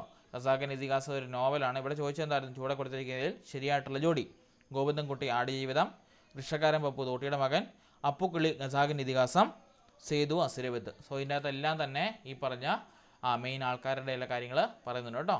അടുത്തത് തത്വമസി, സുകുമാരൻ അഴീക്കോടിൻ്റെ ഒരു വൈജ്ഞാനിക സാഹിത്യമാണ്. അടുത്തത് ഉണ്ണിക്കുട്ടൻ്റെ ലോകം, നന്ദനാരുടെ ബാലസാഹിത്യം. ഒരുപാട് ആവർത്തിച്ച് ചോദിച്ചാണ്, നമ്മളോട് ചോദിക്കാൻ പറ്റുന്ന ഒരെണ്ണം തന്നെയാണ്. അടുത്തത് രണ്ടാമൂഴം, MD വാസുദേവനാവിൻ്റെ ഒരു നോവലാണ്. മയ്യഴിപ്പുഴയുടെ തീരങ്ങളിൽ, ചോദിച്ചിട്ടുണ്ട്, M മുകുന്ദൻ്റെ നോവലാണ്. അടുത്തത് പ്രകാശം പരത്തുന്ന ഒരു പെൺകുട്ടി, ടി പത്മനാഭൻ്റെ ഒരു കഥാസമാഹാരമാണ്. അടുത്തത് ഒന്നുകൂടിയുള്ളൂ, ആടുജീവിതം, കണ്ടോ നമ്മുടെ ബെന്യാമിൻ്റെ നോവലാണ് കേട്ടോ. ഓർത്തിരിക്കണം. ആദ്യം നിങ്ങളെല്ലാം പറഞ്ഞുകൊണ്ട് വന്നു, അല്ല നജീബാണ് അതിലെ പ്രധാന കഥാപാത്രം കേട്ടോ. ഹക്കീം, ഖാദിരി എന്നീ ജോലിക്കാരാണ് അതിൻ്റെ അകത്തുള്ളത്. പിന്നെ അതുപോലെ തന്നെ നജീബ്, കണ്ടോ ഇവരൊക്കെയാണ് പ്രധാനമായിട്ടുള്ള കഥാപാത്രങ്ങളായിട്ട് വരുന്നത് കേട്ടോ. അപ്പോൾ ഇത് PDF ഗ്രൂപ്പിലിട്ടേക്കാം, അത് ഒന്ന് വായിച്ചു നോക്കണം കേട്ടോ. ഒരു 18 ഉള്ളൂ. 18 മെയിനായിട്ടുള്ള ക്വസ്റ്റ്യൻ പേപ്പർ റിപ്പീറ്റഡ് ആയിട്ട് ഉണ്ട്. ഈ പറഞ്ഞിട്ട് നിങ്ങൾ കണ്ടില്ലേ ക്വസ്റ്റ്യൻ പേപ്പറിനകത്ത് റിപ്പീറ്റഡ് ആയിട്ട് ചോദിച്ച എല്ലാം തന്നെ ഇതിനകത്തുണ്ട് കേട്ടോ. So better read it and go കേട്ടോ. നല്ലപോലെ വായിച്ചിട്ടുണ്ട്. അല്ല എല്ലാവരും കുത്തിയിരുന്ന് പഠിക്കാന്ന് വെച്ചാൽ എനിക്കും അറിയാം പ്രാക്ടിക്കലി ഇമ്പോസിബിൾ ആണെന്ന്. പക്ഷേ ഉള്ളത് ഫേമസ് ആയിട്ട് നിൽക്കുന്നത് ഇന്നലെയൊക്കെ നമ്മുടെ വയനാട് ദിനമല്ലായിരുന്നു. സൗണ്ട് തന്നെ ഇതുപോലുള്ള ചോദ്യങ്ങൾ നിങ്ങൾ നോക്കിയിട്ട് വേണം പോകാം കേട്ടോ. ഒരു പേപ്പർ എടുത്ത് ജസ്റ്റ് ഒരു ചെറിയ കുറിപ്പ് പോലെ തയ്യാറാക്കാമെങ്കിൽ എളുപ്പമായിരിക്കും കേട്ടോ. ഇതിൻ്റെ മൊത്തത്തിലൊരു സാരാംശം ഇതിൻ്റെ തൊട്ടിപ്പറേ പറയുന്നുണ്ട് കേട്ടോ. ഇത് എവിടെ നിന്ന് കിട്ടിയെന്ന് ചോദിച്ചാൽ ഈ പറഞ്ഞ സുരേഷ് കാട്ടിലങ്ങാടി തയ്യാറാക്കിയ ഒരു നമ്മുടെ വയനാട് ദിനമായിട്ട് ബന്ധപ്പെട്ട് തയ്യാറാക്കി എനിക്ക് ഗ്രൂപ്പിൽ നിന്ന് വന്നതാണ്. അപ്പോൾ കണ്ടപ്പോൾ ഇന്നലെ സ്കൂളിലും ഞാൻ ഇതിനെപ്പറ്റി പറഞ്ഞിരുന്നു. അപ്പം കണ്ടപ്പോൾ തോന്നി നമ്മുടെ പരീക്ഷയ്ക്ക് ഇപ്പോഴും ചോദിക്കുന്നതാണല്ലോ എന്ന് തോന്നുന്നു. നമ്മൾ സാധാരണ ചാർട്ടാക്കുന്നതിൽ ഏറ്റവും എളുപ്പമാണ്. അപ്പോൾ 18 മെയിനായിട്ടുള്ള ആൾക്കാരുടെ എല്ലാം തന്നെ കാര്യങ്ങൾ ഇതിനകത്ത് വരുന്നുണ്ട് കേട്ടോ. സോ ഇത് വായിച്ചിട്ടാണ് ഇപ്പോൾ ഗ്രൂപ്പിലിട്ടാക്കാം കേട്ടോ. പ്രധാനപ്പെട്ട കഥാപാത്രങ്ങൾ അതുപോലെ തന്നെ അതിൻ്റെ എന്താണ് പറയുന്നതെന്ന് ഒരു സാരാംശം ഇതിൻ്റെ അകത്ത് പറയുന്നുണ്ട് കേട്ടോ. ഇനി ആധുനിക മലയാള ഭാഷയുടെ പിതാവെന്ന് എഴുത്തച്ഛൻ അറിയപ്പെടുന്നുണ്ട്. ഇതൊക്കെ പണ്ടത്തെയൊക്കെ ക്വസ്റ്റ്യൻ പേപ്പർ ഉണ്ടായിരുന്നു. ഇനി ചോദിച്ചുകൂടുന്നൊന്നുമില്ല, എന്നാലും അറിഞ്ഞിരിക്കണം കേട്ടോ. ഓക്കെ, അടുത്ത ക്വസ്റ്റ്യൻ. അടുത്ത ക്വസ്റ്റ്യൻ. താഴെ പറയുന്നവയിൽ സർഗാത്മകതയ്ക്കും വിമർശനാത്മക ചിന്തയ്ക്കും കൂടുതൽ പ്രാധാന്യം നൽകുന്ന പ്രവർത്തനം ഏതാണ്? സർഗാത്മകതയ്ക്കും വേണം, അതുപോലെ തന്നെ വിമർശനാത്മക ചിന്തയ്ക്കും വേണം. ശ്രാവ്യ വായനയാണോ, അക്ഷര ശ്ലോകമാണോ, കാവ്യകേളിയാണോ, കഥാരചനയാണോ? ഏതാണ്? സർഗാത്മകതയ്ക്കും വിമർശനാത്മക ചിന്തയ്ക്കും പ്രാധാന്യം കൊടുക്കണം. ഏതാണ്? ശ്രാവ്യ വായന, അക്ഷര ശ്ലോകം, കാവ്യകേളി, കഥാരചന. ഏതാണ്?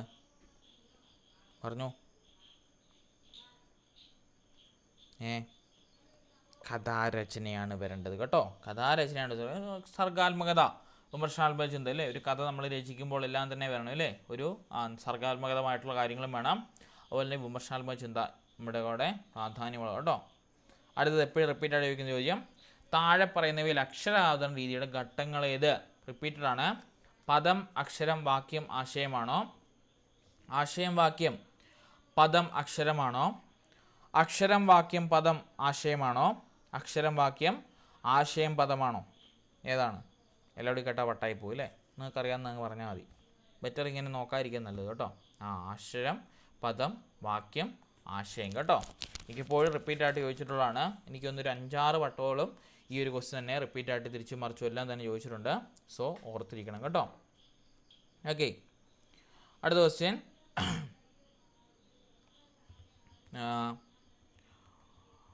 The park is somewhere in the old theatre. The park is somewhere in the old theatre. Choose the options to the appropriate question to the response. അതായത് നമുക്ക് തന്നിരിക്കുന്ന റെസ്പോൺസ് ആണ് എന്താണ്? The park is somewhere near the old theatre. ആ park ആ പഴയ തിയേറ്ററിൻ്റെ അവിടെ എവിടെയോ ആണെന്നാണ് ഉത്തരം വരുന്നത്. അതിനുള്ള ക്വസ്റ്റ്യൻ നമ്മൾ ഫ്രെയിം ചെയ്യണം.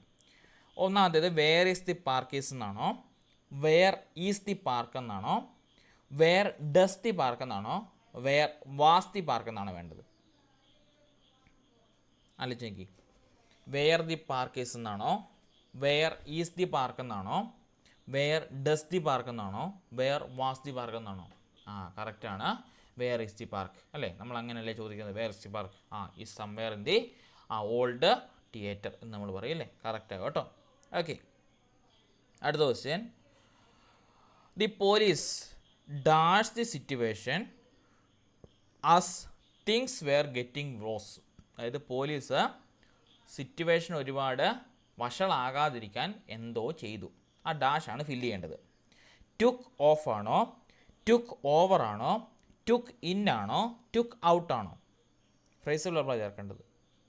ഏതാണ്?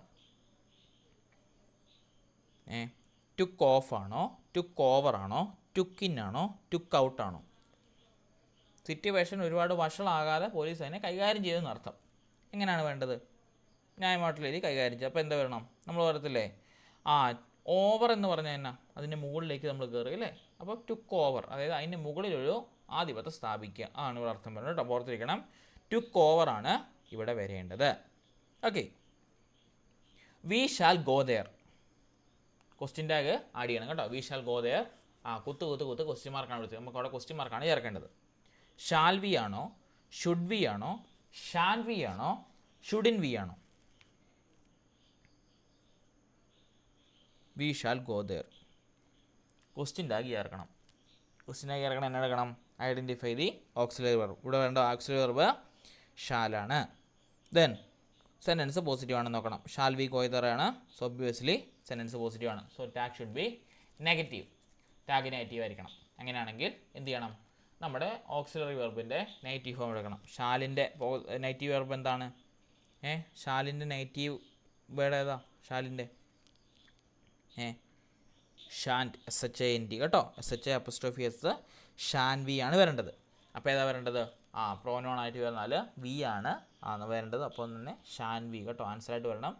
ഓക്സിലറി വെർബ് ചേർക്കുവാനായിട്ട് അല്ലെങ്കിൽ ഈ പറഞ്ഞ ക്വസ്റ്റ്യൻ ടാഗ് ചേർക്കുവാനായിട്ടുള്ള ക്വസ്റ്റ്യൻസ് ഉറപ്പാണ് ക്വസ്റ്റ്യൻ പേപ്പറിൽ. സോ 3 റൂളേ ഉള്ളൂ, ഓർത്തിരിക്കണം. എന്താണ് first rule?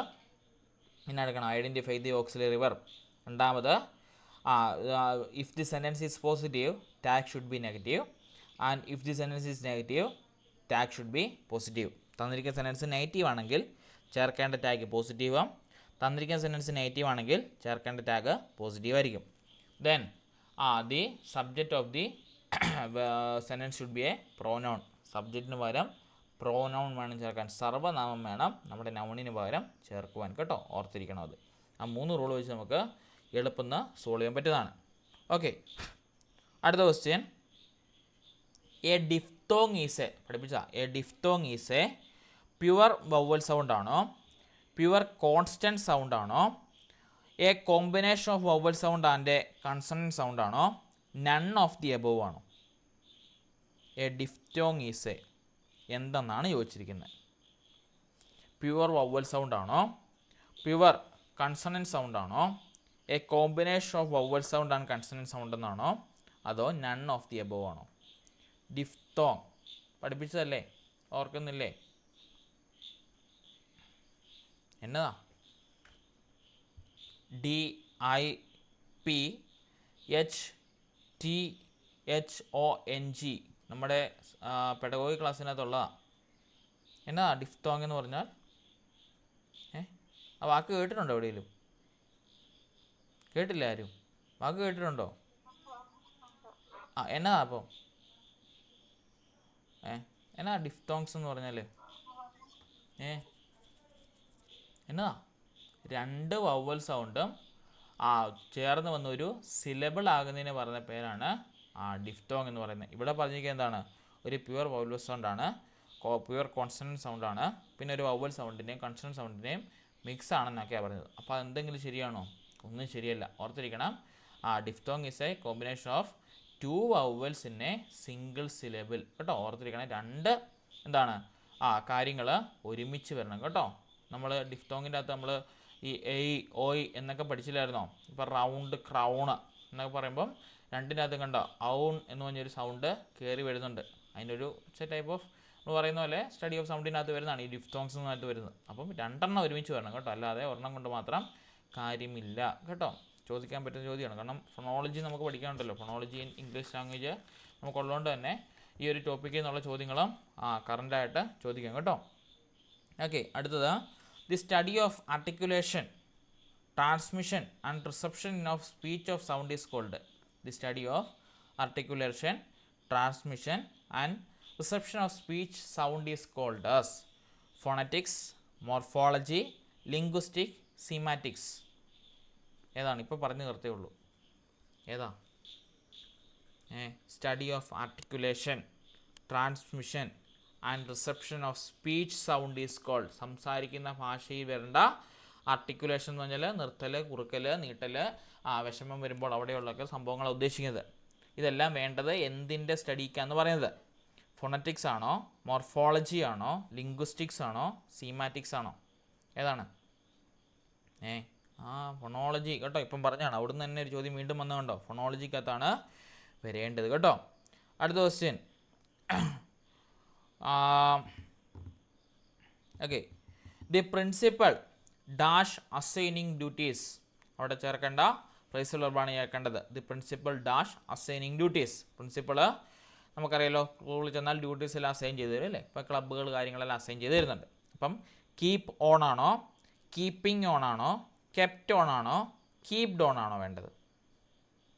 The principal dash assigning duties. Keep on, keeping on, kept on, keeped on. ഇംഗ്ലീഷൊക്കെ സ്ഥിരമായിട്ട് വായിക്കുന്നവരാണെങ്കിൽ പെട്ടെന്ന് ഐഡിയ കിട്ടും. ഏതാണ്?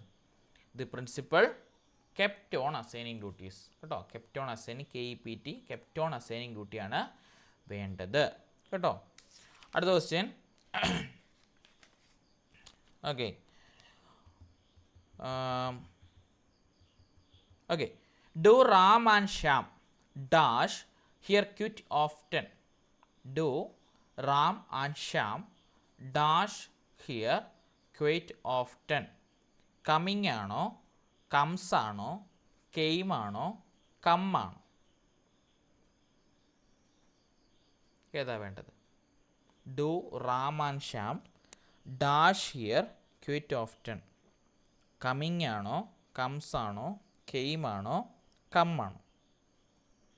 കം ആണ് വേണ്ടത് കേട്ടോ. എനിക്ക് കുറച്ചുകൂടി ഗ്രാമറായിട്ടുള്ള കാര്യങ്ങൾ അറിയാൻ തോന്നുന്നു. യെസ്. അടുത്ത ക്വസ്റ്റ്യൻ 2 കൂടി ചോദിച്ചു നിർത്താം കേട്ടോ. Okay, okay. അടുത്ത question. Okay. The first NEP, national policy of education, was promulgated in. English ചോദ്യം കേട്ടോ. ആദ്യത്തെ NEP വന്നത് ഏത് വർഷമാണെന്ന്? 1947, 1968, 1986, 2020. എപ്പോഴാണ് ആദ്യത്തെ NEP വന്നത്? 1968. ഓർക്കുന്നില്ലേ? 1968 വന്ന ഇതിൻ്റെ പ്രശ്നമായിട്ടാണ് 1986 രണ്ടാമത് വന്നത് NEP. അതിനുശേഷം പിന്നെ വന്നത് ഈ അടുത്ത കാലയളവിൽ കേട്ടോ. ഓർത്തിരിക്കണം. അപ്പോൾ തിരിച്ചു മറിച്ചും എല്ലാം ചോദിക്കാം കേട്ടോ. ഓക്കെ, ഒരു ക്വസ്റ്റ്യൻ കൂടി ചോദിക്കാം.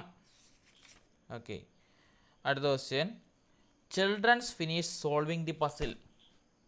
Right the suitable question tag. Children finish solving the puzzle. Did they ആണോ, ഡിഡൻ ദേ ആണോ, ഡൂ ദേ ആണോ, ഡോൺ ദേ ആണോ?